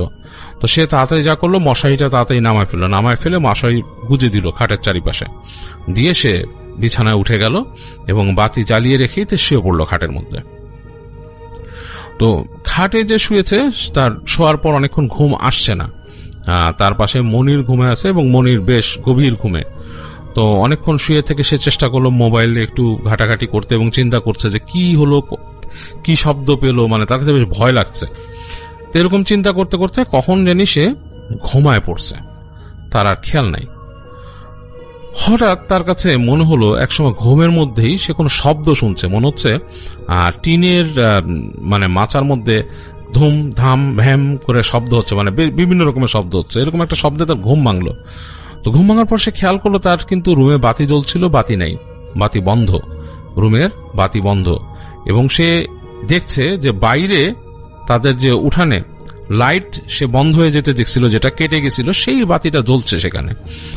এই বাতির আলো কিছুটা ঘরের মধ্যে চলে আসছে, জানালার ফাঁক দিয়ে এবং উপরের চালের ফাঁক দিয়ে। তো প্রচন্ড রকমের সারপ্রাইজ হলো মুকুল, কারণ বাতি কিন্তু সে তা দেখছিল পটপট করে নিভে গেছিল, ওই যে সেই সময় যে যখন নাকি বিদ্যুৎ আসলো হঠাৎ করে। তো সে ঘুমের মধ্যে কিন্তু ঘুম থেকে উঠে কিন্তু রিকল করতে পারছে যে আমি তো বাতি এই রুমেরটা জ্বালাইছিলাম, আর ওইখানে কিন্তু বাতি নিভে গেছিল, এটা কেমনে জ্বললো আর আমার রুমেরটা নিভলো কেমনে। 2 সেকেন্ড সে আসলে মানে খেয়াল করতে পারতেছে না, এর মধ্যে তার কাছে অন্ধকারটা শুয়ে আসছে রুমের। তো এর মধ্যে শব্দ পাচ্ছে ক্যাচ কোচ টাইপের, মনে হচ্ছে হঠাৎ করে যে সামনে যে ঘরের মধ্যে যে ইগুলা দেওয়া, মানে কড়ি বর্গা টাইপের দেওয়া আছে, মনে হচ্ছে কেউগুলো ধরে কেউ ঝুলছে, এরকম শব্দটা। হঠাৎ করে সে শব্দ পেল তাদের দরজার সামনে ঠপ করে কেউ নামলো, মূল দরজাটার সামনে, রুমের দরজায়।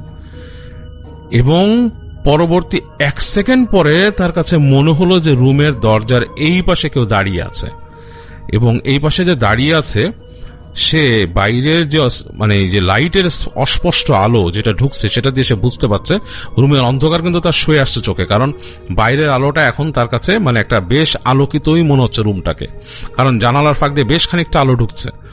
এর মধ্যে সে দেখতে পাচ্ছে যে একটা অবয়বটা একটা মানুষের মতো হবে, শীর্ণদেহী, মনে হচ্ছে কোনো হাত, চিকন চিকন হাত হবে 2টা, এবং চুল বুঝতে পারছে সে বেশ বড় চুল আছে মাথার মধ্যে, এবং সে বুঝতে পারছে এটা নারী। গ্রামে অনেক মহিলারা এক পেঁচে যেরকম শাড়ি পরে সেরকম শাড়ি পরা বোঝা যাচ্ছে, যে একটা এরকম শাড়ি কাপড় পরা, এরকম অবয়বটা বোঝা যাচ্ছে।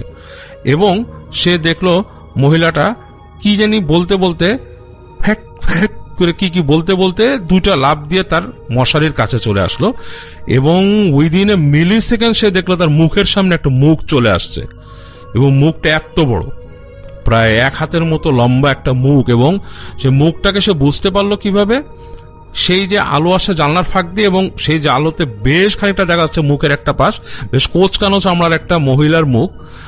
মহিলার বয়স হয়তো হবে 60-65 এরকম এজ, চুলগুলো পুরো উস্কো খুস্কো এবং চোখগুলো বড় বড় এরকম বড় বড় চোখ এবং চোখটা কাইন্ড অফ হলদেটে টাইপের। এবং তাকিয়ে তাকে কি জানি বললো, মুখটা হাঁ করে, এবং সে দাঁতগুলো দেখতে পাচ্ছে লাল ঠোঁটের মধ্যে বড় বড় দাঁত, এরকম বড় বড় সাদা সাদা দাঁত।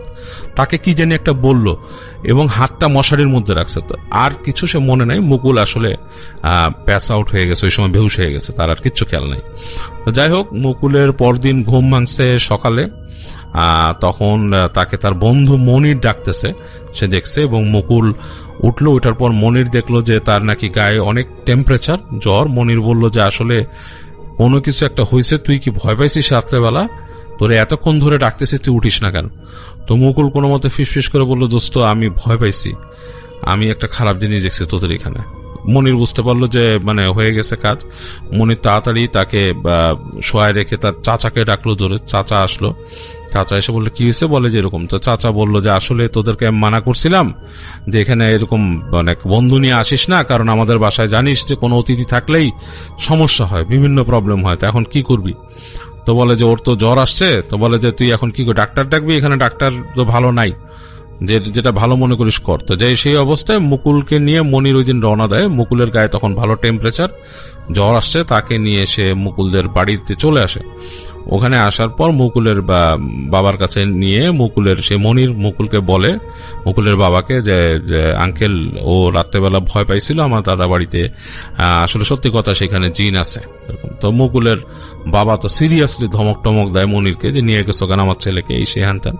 তো যাই হোক, মুকুল এরপর থেকে ওই দিন তার জ্বর আস্তে আস্তে ভালো হয়, কিন্তু সে প্রচন্ড রকম ভয় পেত রাতের বেলা এবং অনেক উল্টাপাল্টা জিনিস দেখতো এবং তাকে বোবায় ধরতো, প্রায় বোবায় ধরতো রাতের বেলা। এবং সেই বোবায় ধরাটাও ভয়ঙ্কর ছিল। সেই বোবায় ধরাটা এরকম ছিল, তার কাছে মনে হতো হঠাৎ করে ঘুমের থেকে তো ঘুম ভাঙতো, দেখতো যে তার পায়ের কাছে কিছু একটা বসে আছে এবং সেই মহিলার অবয়বের মতো, এবং হয়তো 1 থেকে 2টা লাফে তার উপরে এসে পড়তো, তার মানে সে একদম ফ্রিজ হয়ে যেত।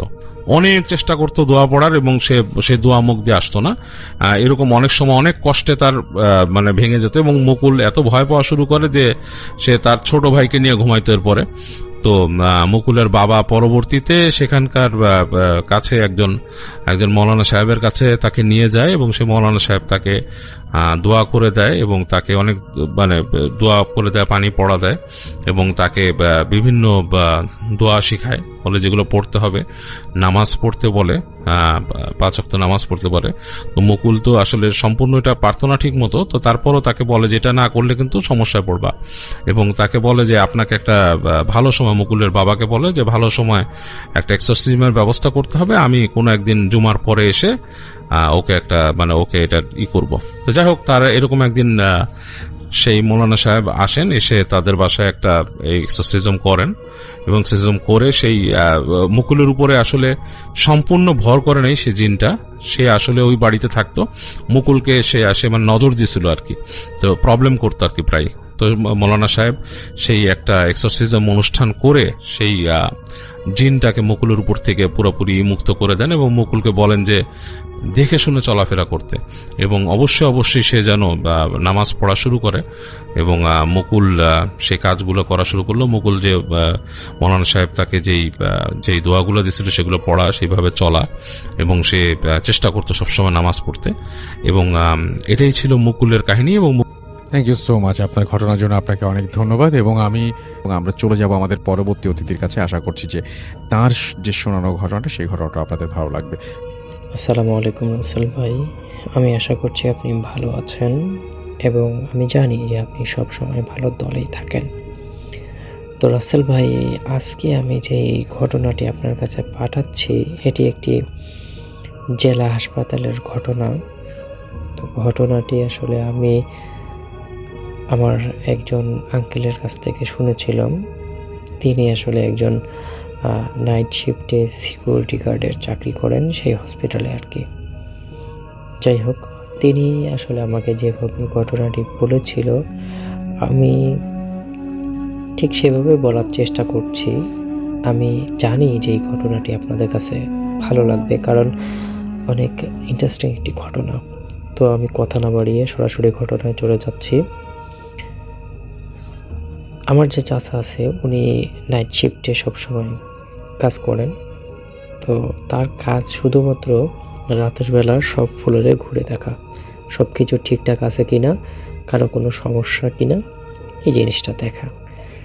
তো উনি সচরাচর মানে রাত 8টার দিকে হসপিটালের দিকে যান আর কি।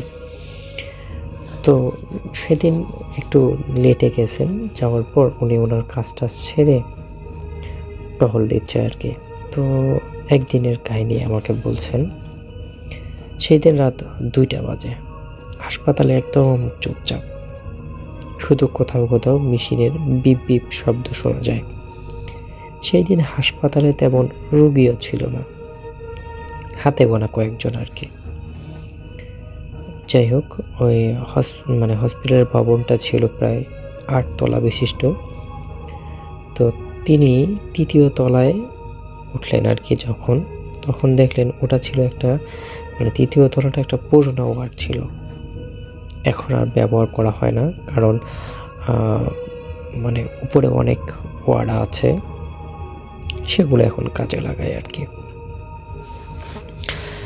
যাই হোক, তিনি যখন ওই 3 নম্বর ওয়ার্ডে গেলেন তখন দেখলেন যে করিডোরের শেষ মাথায় একটা ছোট মেয়ে দাঁড়িয়ে আছে, সাদা স্কুল ড্রেস পরা, মাথা নিচু করে কি যেন বিড়বিড় করে বলছে। চাচা খানিকটা অবাক হয়ে যায়, এত রাতে এত ছোট একটা বাচ্চা এখানে কি করছে, তাও আবার পুরনো ওয়ার্ডে, এখানে তো কেউ থাকার কথা না, এখানে এই মেয়েটা আসলো কিভাবে? তিনি একটু অবাক হলেন। তারপর হয়তো তিনি ভাবলেন যে হয়তো মেয়েটা পথ ভুলা খেয়ে এখানে এসে গেছে, বা তার অন্য কোথাও আত্মীয় আছে। যাই হোক, তিনি ধীরে ধীরে তার কাছে গেলেন এবং বললেন, এই তুমি এখানে কি করছো, এখানে কিভাবে আসলে, তোমার নাম কি, তোমার বাসা কি, অনেক প্রশ্ন করা শুরু করলো। সে কোনো উত্তর দিল না, শুধু ধীরে ধীরে ঘুরে হাঁটা শুরু করলো। আমার চাচার কথার কোনো গুরুত্ব না দিয়ে সে তার মতো হাঁস করা শুরু করলো।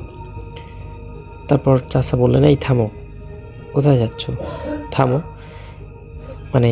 মেয়েটা না থামবে তো দূরের কথা, কোনো না তাকিয়ে সে তার মতো হাঁটতেই থাকলো। তারপর চাচা তার পিছনে যেতে লাগলেন, তাকে আটকানোর জন্য। তারপর সে করিডোর পেরিয়ে একটা পুরনো কেবিনের সামনে থামলো। দরজাটা অল্প একটু খোলা, সে ভিতরে ঢুকলো। তারপর চাচা যেটা দেখলেন সেটা খুবই একটা ভয়ানক দৃশ্য। তিনি দেখলেন যে রুমটা একদম খালি, কেউ নেই, একদম কোনো কিছুই নেই। ঠিক তখনই তার পিছনে একটা টুকটুক শব্দ আসছে, এমন একটা শব্দ মনে হচ্ছে যে রক্ত টুকটুক করে করিডোরে পড়ছে। তারপর উনি আর কি পিছনে তাকিয়ে দেখেন যে পানি আসছে ছাদের দিক থেকে, উপরে যে ছাদ আছে সেই ছাদ থেকে পানি পড়ছে, আর সেই পানি একদম নিচে, পানিটা যে পড়ছে নিচে, সেই নিচে আবার ওই ছোট মেয়েটি দাঁড়িয়ে আছে। এবার সে বরাবর চাচার দিকে তাকিয়ে অদ্ভুত দুটা চোখ করে এমন একটা মায়াবীভাবে তাকিয়ে আছে,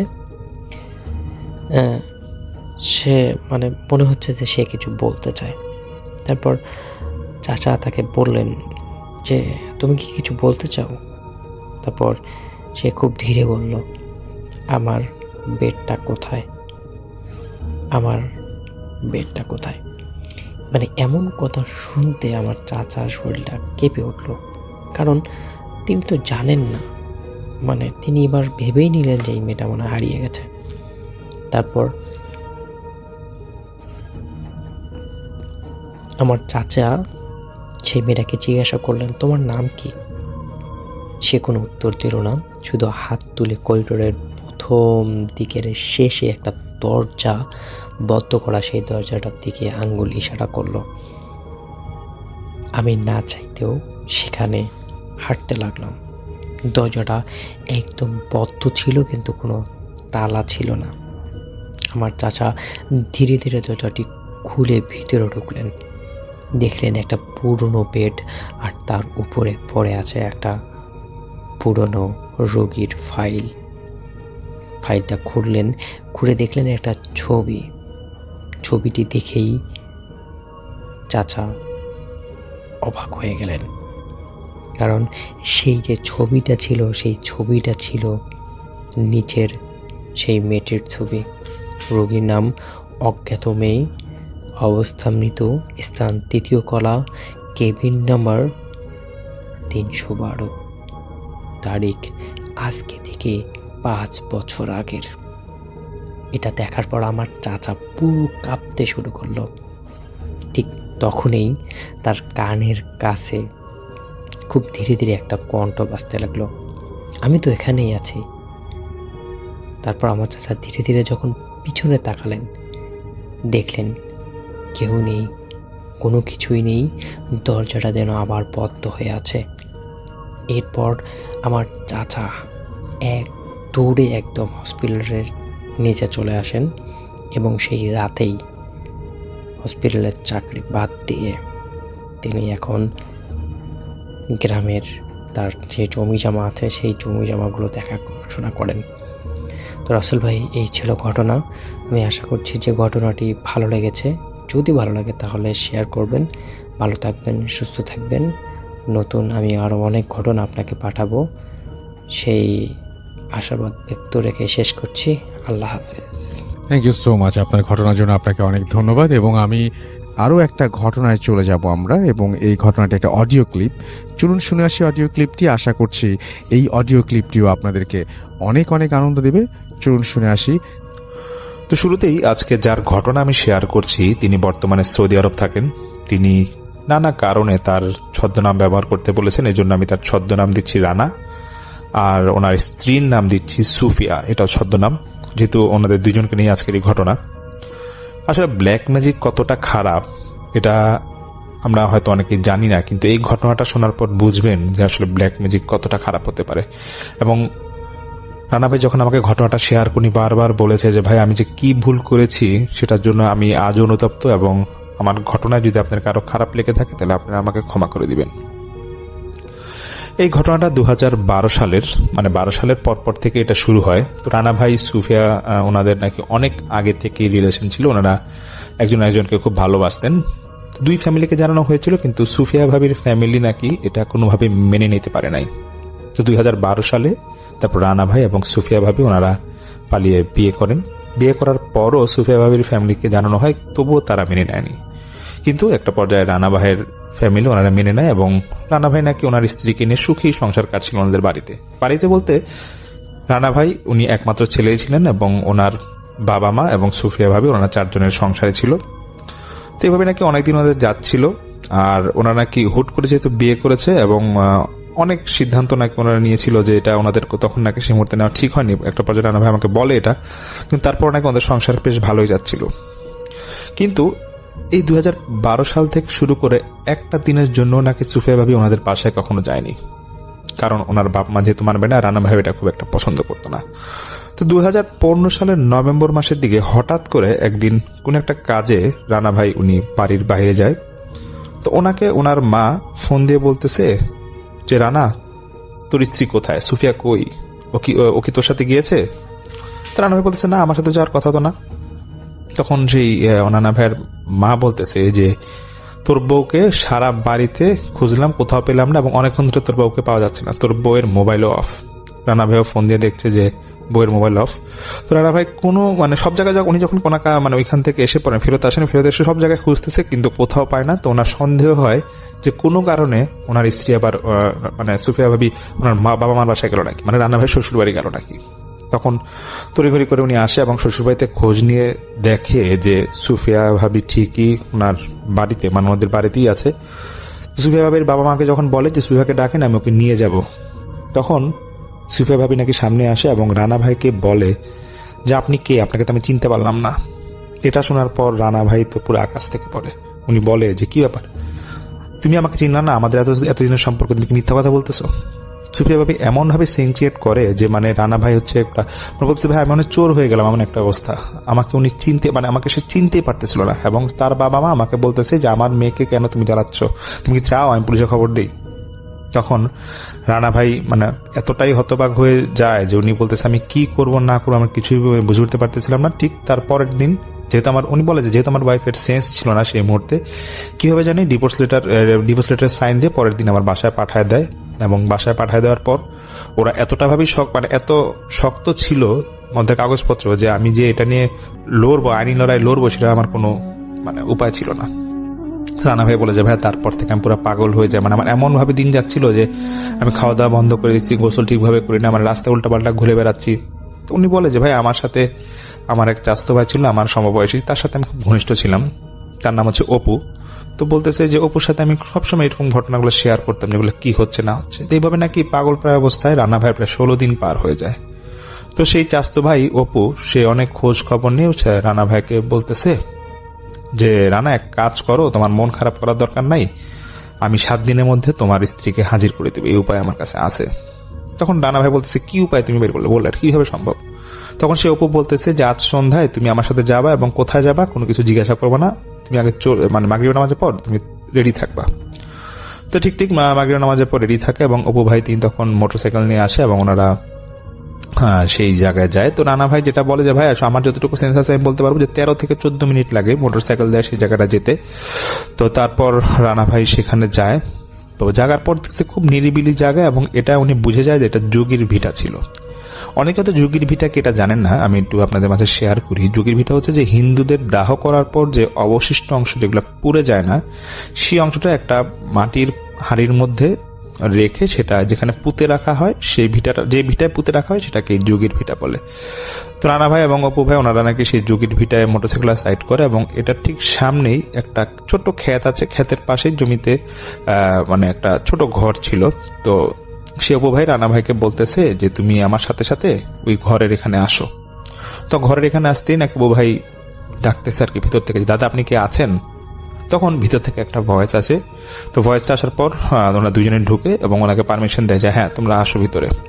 তো রানা ভাই যেটা বলে যে ভাই বয়সটা 30 বছর কি তার একটু কম হবে, একটা ছেলে বসে আছে ভিতরে আর তার সারা শরীরে লাল কাপড় দিয়ে পেঁচানো এবং জপের মালা পেঁচানো এবং চন্দনের ফোঁটা তার কপালে দেওয়া।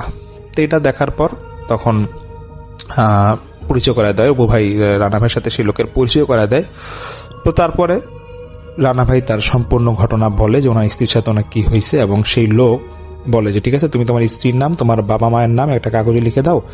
তো সেই মুহূর্তে রানা ভাই নাকি সেই কাগজে লিখে দেয় এবং কাগজটা সেই লোকটার সামনে রাখা হয় এবং লোকটা জানি কি মন্ত্র পড়ে ফু দেয়, সঙ্গে সঙ্গে কাগজে আগুন ধরে যায়। রানা ভাই বলে ভাই আমি প্রচন্ড ভয় পেয়ে যাই এবং অবাক হয়ে গিয়েছিলাম এবং আমি বুঝতে পারতেছিলাম যে আসলে আমার করা ঠিক হচ্ছে নাকি। তো সেই লোক বলতেছে যে আগামীকাল রাতে এরকম 2 টুকরা লাল থানের কাপড় কিনে আনতে এবং এটা যাতে একদমই কিনে আনা হয় এবং রাত 12টার পর ঠিক আসতে বলে। তো সেই কথা অনুযায়ী পরের দিন তারপরে উনি রানা ভাই এরকম কাপড় কিনে লোকের কাছে যায়। তারপরও ওনার যে চাচাতো ভাই ছিল সে বারবার বলতেছিল যে রানা দেখ তোকে আবার বলতেছি যেটা আমরা করতেছি সেটা করা ঠিক হবে না, তাও তুই করবি নাকি বুঝে নে। তখন রানা ভাই বলে যে আমি আমার স্ত্রীকে ফিরে পাইলেই হয়েছে, আমার আর কিছু লাগবে না। তো ওনার তো একটাই কথা যে ভাই অনেকদিনের ভালোবাসা আমাদের, আমি চাচ্ছিলাম না তাকে হারাতে।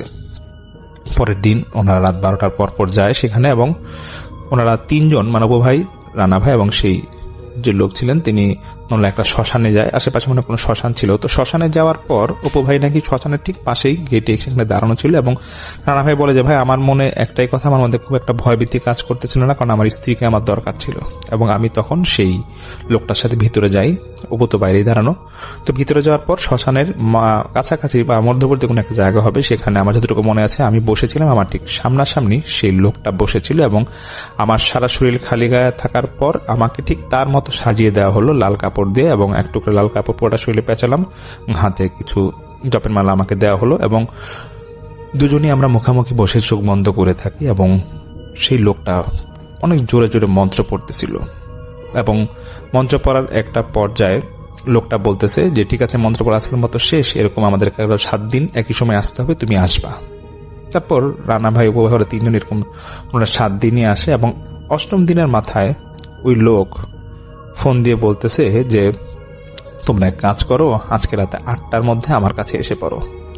তারপর অপু ভাই এবং রানা ভাই সেই লোকের কাছে রাত 8টার দিকে যায় এবং সেই লোকটা বলতেছে ঘরে ঢোকা মাত্রই যে রানা, তোমার জন্য একটা দুঃসংবাদ আছে। দুঃসংবাদটা হচ্ছে যে তোমার স্ত্রীকে খুব খারাপভাবে ব্ল্যাক ম্যাজিক করা হয়েছে এবং তোমাকে সম্পূর্ণভাবে ভুলে গিয়েছে এবং তুমি তাকে সম্ভবত কখনোই আর পাবা না।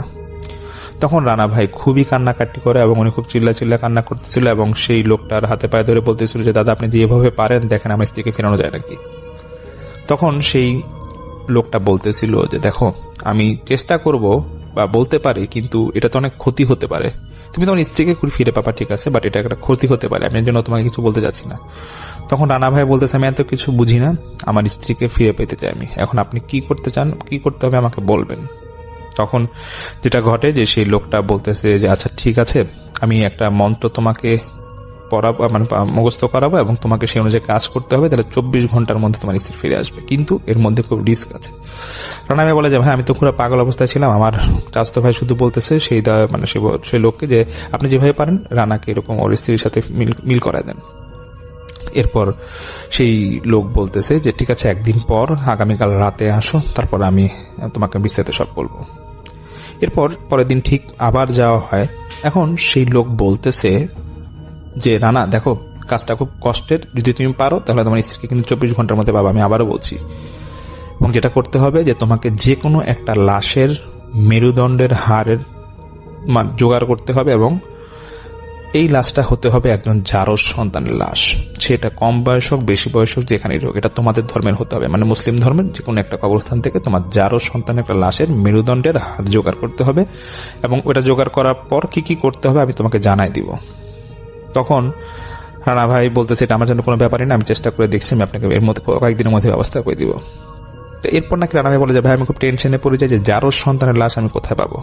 তখন তিনি ওনার বাড়ির আশেপাশে কোনো একটা হসপিটালে যায় এবং হসপিটালের ওয়ার্ড বয় বা যারা আছে তাদের খোঁজ নেয় যে আসলে অনেক সময় দেখা যায় যে হসপিটালে এরকম হয় না যে অবৈধ সন্তান জন্ম হচ্ছে বা এরকম হয় যে আশেপাশে ড্রেনে লাশ পড়ে থাকে, অনেক সময় হয় যে আসলে নবজাতক এরকম দুর্ঘটনার মধ্যে পড়ে হয়তো মারা যায়। এটা যদি আমার বলা ঠিক না, আমি বলছি এরকম নাকি রানা ভাই আমাকে যেটা বলেছে সেভাবেই লিখলাম। তো রানা ভাই এরকম একটা সন্ধান পায় যে একটা নবজাতক বাচ্চার একটা লাশ আছে কোন একটা কবরস্থান আমাদের বাড়ির আশেপাশেই, সেখানে উনি সন্ধান পায় এবং সেই ওয়ার্ড ব্যাগে কিছু টাকা দিয়ে সেই লাশের সন্ধান পাওয়ার পর তিনি এবং ওনার চাচতো ভাই টুইনে ঠিক করে সেখানে যাবে। তো ওনার চাচতো ভাই বারবার বলতেছে রানা তুমি দেখো যেটা করা ঠিক হবে নাকি, তুমি কিন্তু খুব খারাপ কাজের দিকে আগাচ্ছ। রানা ভাই বলে ভাই আমার মাথা ঠিক নাই, আমি কিছুই বলি নাই, শুধু আমি আমার চাচতো ভাইকে বলছিলাম তুই আমার সাথে থাকলে থাক, নাহলে তুই চলে যা। কিন্তু চাচতো ভাই বলে আচ্ছা ঠিক আছে যা, তুই কি করে শেষ পর্যন্ত আমি দেখবো। তো এরকম ওনারা যেদিন সেই কবরের সন্ধান পায় রাতে নাকি ওনারা শাবল নিয়ে যায় এবং সেই কবরস্থানে যাওয়ার আগ মুহূর্তে সেই লোকটা, যে হিন্দু লোকটা ওনাকে বলে দিয়েছিল যে দেখেন আপনি যখন কবরস্থান যাবেন, রানাকে বলে যে যখন কবরস্থান যাবেন তখন সেই যে লাল কাপড়টা আপনার কিনছিলেন সেই লাল কাপড়টা পরবেন এবং কিছু মন্ত্র দিচ্ছি সেটা পড়বেন এবং যখন লাশের থেকে হাড়টা তুলতে যাবেন তখন দেখবেন যে প্রচন্ড ঝড় হচ্ছে বা আপনার খুব খারাপ লাগতে পারে, কিন্তু আপনি এটা তুলবেনই, আপনি এখান থেকে মানে কোনো পিছপা হবেন না, পিছপা হলেই কিন্তু আপনি আপনার স্ত্রীকে পাবেন না। তখন রানা ভাই সেই কবরে, সেই কথা অনুযায়ী রানা ভাই তো যায় রাতে কবরে। তো উনি নাকি একাই যায়, উপভাই নাকি ওনার চাচতো ভাই নাকি বাইরে ছিল। তো উনি সেই লাশের সন্ধানে যখন কবরে মাটি খুঁড়ছিল, অনেক মাটি খুঁড়ছিল, কিন্তু উনি লাশ পায় না। একটা পর্যায়ে যখন উনি লাশের মতো কিছু ওনার হাত দেওয়ার পর অনুভব করে তখন তিনি দেখছে যে প্রচন্ড বাতাস এবং খুব বাজে গন্ধ আসতেছে এবং ওনার মনের ওনাকে খুব ভয় ডর খুব একটা ছিল না। উনি অনেক কষ্টে, বাচ্চার লাশ যেহেতু ছিল, উনি অনেক কষ্টে মেরুদণ্ডের একটা হাড় উনি নাকি ভাঙার পর তিনি তার সাথে যে ব্যাগ ছিল সেই ব্যাগে করে নিয়ে তিনি বাসায় এসে পড়ে। তো বাসায় এসে যাওয়ার পরে যেটা ঘটে, রানা ভাই তো একটু মনে মনে শান্তি ছিল, মনে মনে খুব ভয় ছিল। তবে ওনার চাচতো ভাই অপু সে অনেকটা রানা ভাইয়ের পর একটু রাগ করেছিল যে তুমি কাজটা কেন করলে, একটা বাজে কাজ করতেছ রানা, তুমি যাই মানে কাজটা তোমার করা ঠিক হবে নাকি, তুমি আবারও ভেবে নাও। যাই হোক, তারপরে তো রানা ভাই উনি বাসায় আসে, আসার পর উনি রাতে বলতেছে ভাই আমি রাতে তখন প্রায় 2টা-2:30 বাজবে, আমি একে তো ভয় আর আমি খুব ক্লান্ত ছিলাম, আমি ঘুমায় পড়ি। ঘুমায় যাওয়ার পরে রানা ভাই বলে, ভাই আমি আধা ঘন্টা কি 1 ঘন্টা হবে ঘুমাই, তারপর হঠাৎ একটা স্বপ্ন দেখি, স্বপ্নে একটা ছোট বাচ্চা ছেলে এসে আমাকে খুব মারধর করতেছে, এমন আমি দেখতেছি, আর বলতেছে যে এই কবর যে তুই আমাকে খুললি, আমার কবর খুলে তুই কিন্তু 3টা জিনিস হারাবি। তো এই বলে সে জোর গলায় শুধু কথা বলতেছিল এবং রানা ভাইয়ের গলা টিপে ধরতেছিল। রানা ভাই নাকি সারা রাত এরকম ঘুমাতে পারে না, এবং হঠাৎ করে রানা ভাই যখন ফজরের আজানের শুনতে পায় তখন তিনি দেখতেছে যে এই যে বাচ্চাটা ছিল সে আস্তে আস্তে ছেড়ে দিয়ে চলে যায়।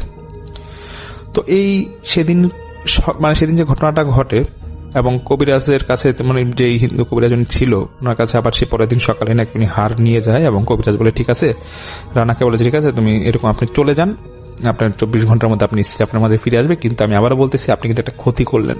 সেই কবিরাজ বলতেছে যে আমি কিন্তু বারবার আপনাকে নির্দেশ দিয়েছিলাম যে এরকম কাজ করা ঠিক হবে না, কিন্তু আপনি যেটা করলেন আপনি কিন্তু ক্ষতি হতে পারে। রানা ভাইয়ের একটাই কথা যে ক্ষতি হলে আমার হবে, আপনার দেখা লাগবে না, আপনার চিন্তা করা লাগবে না।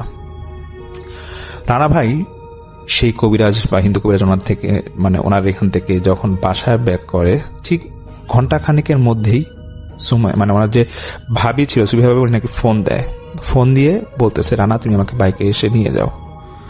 তখন বাইকে করে তো ওনার স্ত্রীকে উনি নিয়ে আসে, বলছে ভাই আমার নিয়ে আসার পর আমার এত খুশি লাগতেছিল, আমি আমার স্ত্রীকে কিছু বলতে পারতেছিলাম। আমার স্ত্রী বলতেছিল শুধু এটুকুই যে রানা আমি কিছুই বলতে পারবো না, আমি গত কয়েক মাস ধরে আমি অসুস্থ ছিলাম, আমি বুঝলাম না আমার কি হয়েছিল, আমাকে মাফ করে দিও, আমি তোমার সাথে অনেক ভুল ব্যবহার করছি।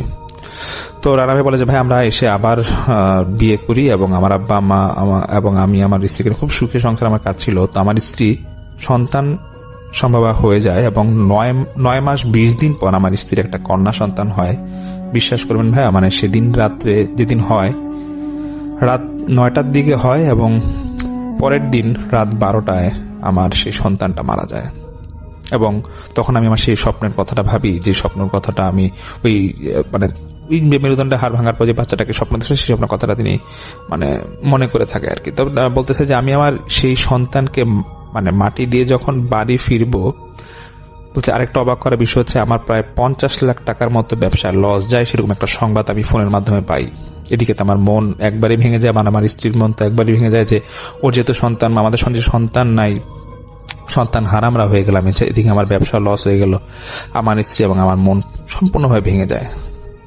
তো বলে যে ভাইয়া আমার জীবনে কি ঘটতেছিল আমি বুঝাতে পারবো না, যে এখন যে ঘটনাটা আমি এখন যেই কথাটা উনি আমাকে বলে এটা সবচেয়ে আপসেট করার মতো একটা বিষয়। যে বলছে ভাই ঠিক 1 মাস পর এরকম মানসিক যন্ত্রণায় আমার স্ত্রীও আত্মহত্যা করে এবং সবাই ভাবে যে আমি তাকে খুন করছি, এবং আমার বাবা মাও আমাকে নিয়ে সন্দেহ করে এবং মেয়ে বাড়ির ওরা তো আছেই।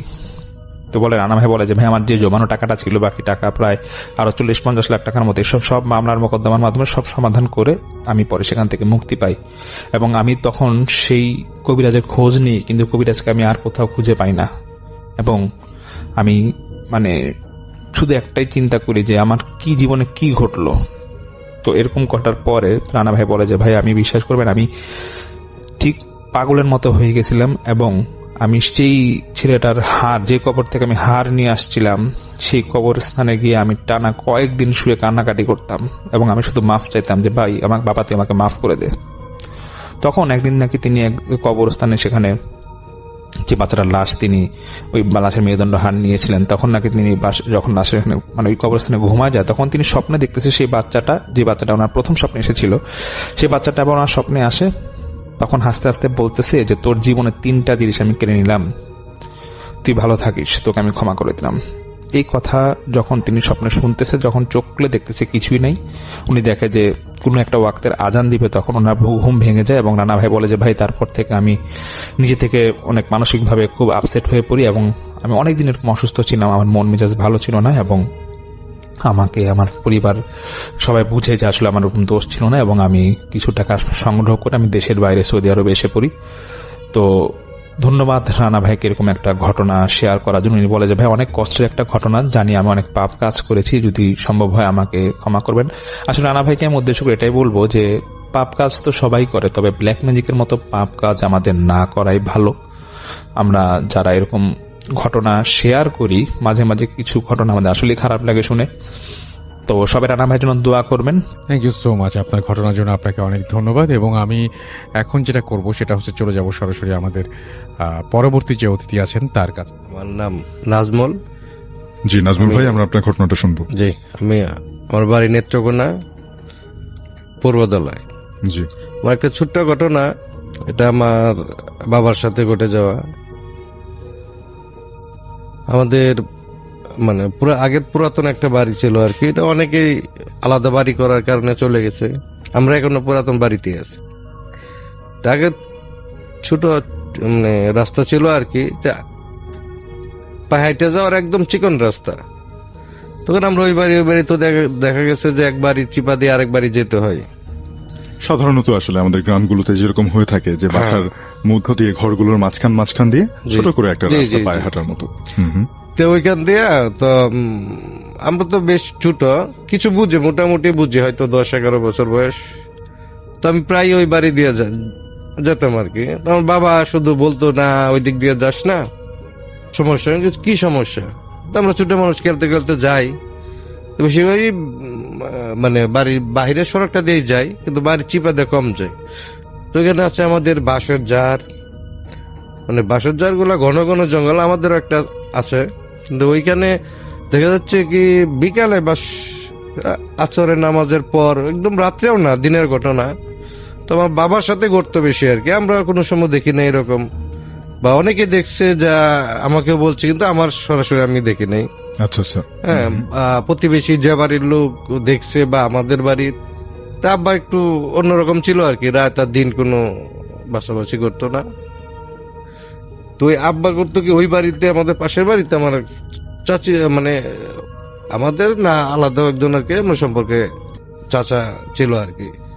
তো ওই বাড়িতে যাইতো যখন, হয়তো আসরের সময় বা জোহরের সময় অথবা সন্ধ্যার পর, তো বাঁশের জার আছে, যে বাঁশের জার মানে একদম নিচে নামাই দিত। এটা অনেকে দেখছে, কিন্তু দেখা যায় না আসলে বাস্তবে কিছু ঘটনাটা কি। কিন্তু বাঁশ একদম চাপায়া, না আপনি উপরে দিয়ে যেতে পারবেন না নিচে দিয়ে। অর্থাৎ তিনি যখন বিকেল বেলা বা সন্ধ্যার আগে ওই সময়টাতে ওই বাসার থেকে যেতেন, ওই গলিটা দিয়ে যেতেন আপনি যেমনটা বললেন, তখন হচ্ছে যে বাঁশ ঝাড়গুলো ছিল সেগুলো হঠাৎ করে নুইয়ে যেত। হ্যাঁ, একদম নিচে, মানে মাথাটা চাপ দিয়ে এরকম ভাবে নামতো যে একদম শব্দ করতে, একদম মনে হয় যে জ্বর তুফানের মতো ভাঙতো, কিন্তু বাতাস নাই, কোনো কিছু নাই, জাস্ট বাসটা হেলাই দিছে একদম মাটির সাথে। হয়তো 2-3 ফিট বা 4 ফিট আপনি নিচে দিয়েও যাইতে পারবেন, উপরে দিয়েও যাইতে পারবেন, নিচে দিয়ে যেতে হবে আর কি বেশি করে।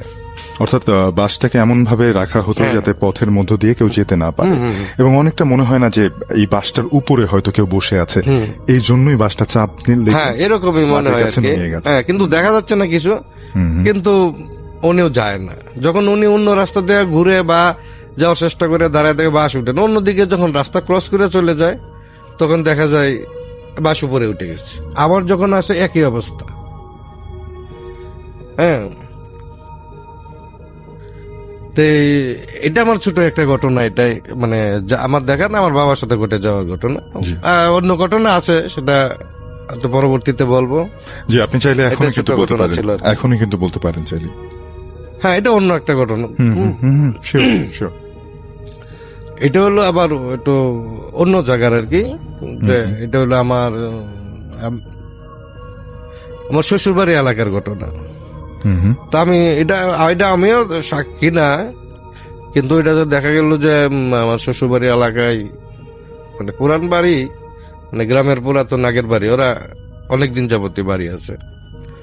তো ওইখানে দেখা যায় যে বাঁশের জার গুলা, ওইটা আমি একটু শব্দ পাইছি বা আমি এটা নিজে দেখছি, এটা বেশি দিন আগের না, হয়তো 12 বা 10 বা 12 বছর বয়স হবে।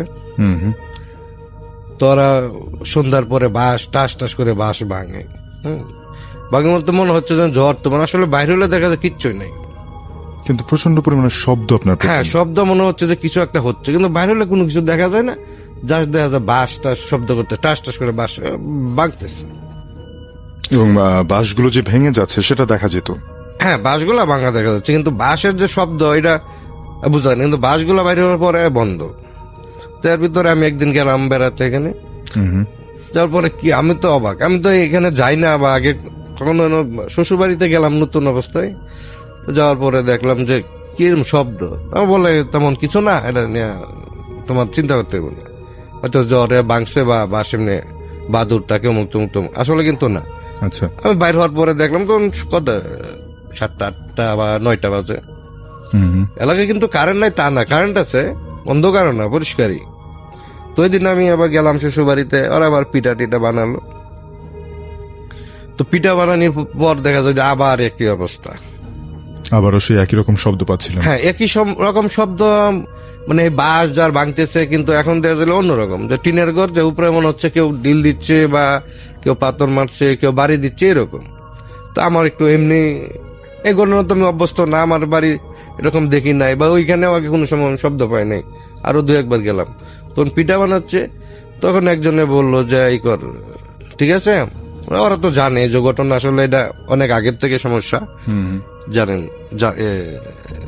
বললো যে ই করে, মানে পিঠা দিয়ে আস। তো আমি বললাম কাকে পিঠা দিবে, হুম। তো বললে না ওটা ওই একজন আসে তো।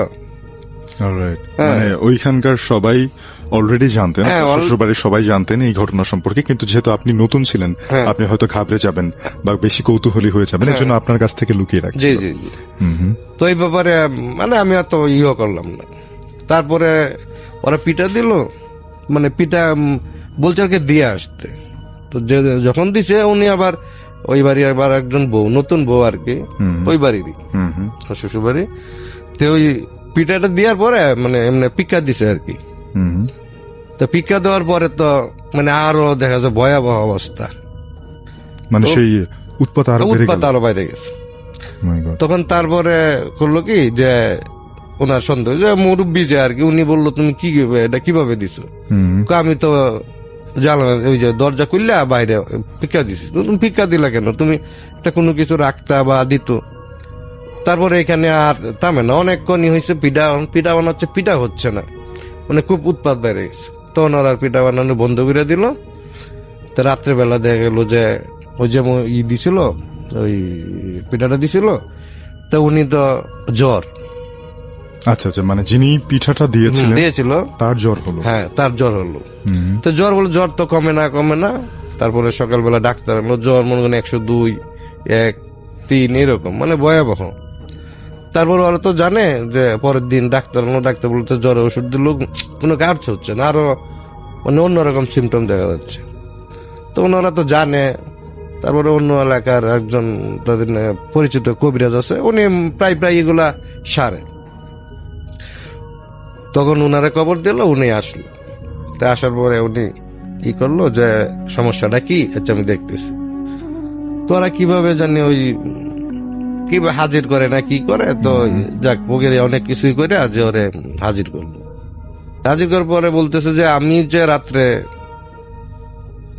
ওখানে আমি গেলাম, আমাকে তোরা না দিতে ভালো কথা, তোরা দিছস আমাকে এই জিনিসটা, আমার পিক্কা দিলে কেন, আমি তোদের তো ক্ষতি করি নাই, তোরা জানোস আমরা এখানে থাকি, এটা তো নতুন কিছু না, আমরা আরো অনেকের কেউ কোনো ক্ষতি করি নাই, তোরা কি জন্য পিঠাটা পিক্কা দিয়ে দিল, এই জন্য আমি ওকে ধরছি। আর ওই ছিল আমার, উনি আমার বা সম্পর্কে একজন মামি হয় আর কি, যারা ধরছিল আর কি, সুন্দর। তখন উনাকে বললো যে উনাকে ছাড়বে না, বরং তার পছন্দ হয়েছে, মোট কথা হলো তার পছন্দ হয়েছে, ছাড়বে না এখন।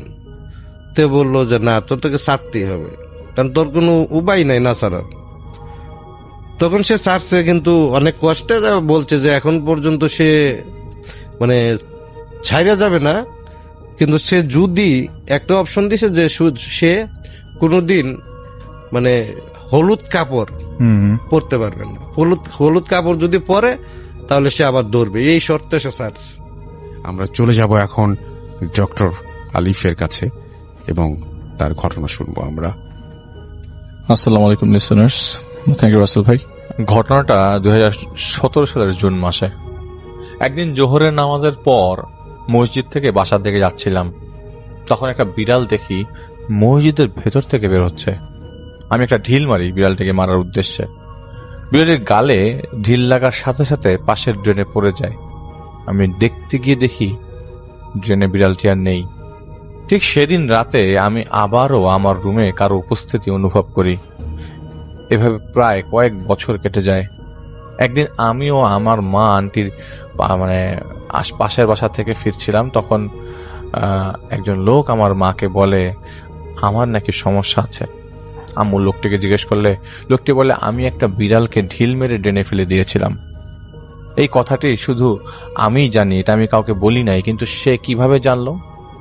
তারপর আম্মু তাকে বাসায় আসতে বলে এবং সে শুরু থেকে সব বলে, এবং এটাও বলে যে আমার রুমের রাতে নাকি একটা জিন আসে আমার ক্ষতি করতে, কিন্তু সে কোনোভাবেই ক্ষতি করতে পারছে না। ভাই, আমি যে বিড়ালটিকে ঢিল মারি সেটা একটা জিন ছিল, এবং সেই জিন নাকি 70 বার হজ করেছে। সেদিন সে মসজিদ থেকে নামাজ পড়ে বিড়ালের রূপ নিয়ে বের হচ্ছিল, তখন আমি তাকে ঢিল মারি এবং সে ড্রেনে পড়ে যায়। তখন থেকে তিনি আমার ক্ষতি করার জন্য চেষ্টা করছে, কারণ ড্রেনে পড়ে যাবার পর তার পবিত্রতা নষ্ট হয়ে গিয়েছিল। এটাও বলেছে যে আমার মায়ের দোয়া আছে সাথে বলে তার সাথে কোনো ক্ষতি করতে পারেনি।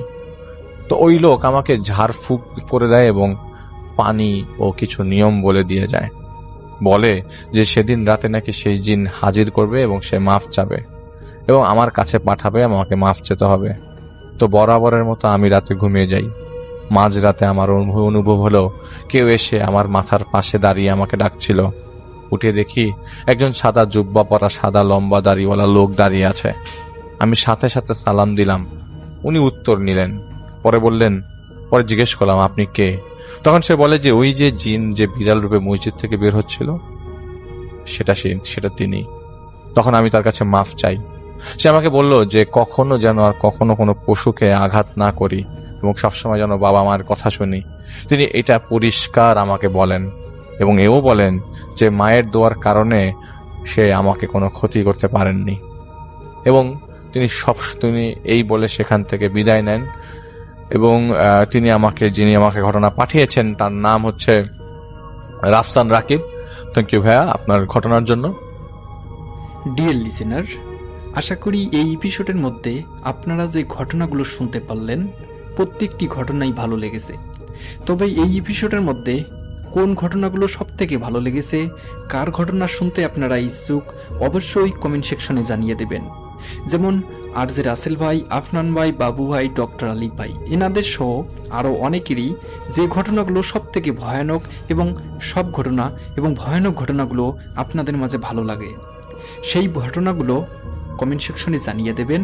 আমি পরবর্তী এপিসোডে ঠিক সেই ধরনের ঘটনা দেওয়ার জন্য চেষ্টা করব।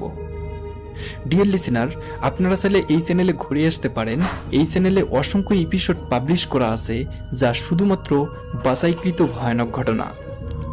আপনারা বাছাই করা ভয়ানক ঘটনাগুলো পছন্দ করেন বলে প্রতিনিয়ত আমি বিভিন্ন জায়গা থেকে এই ঘটনাগুলো বাছাই করে প্রতিনিয়ত রাত 10টা বাজে পাবলিশ করে থাকি।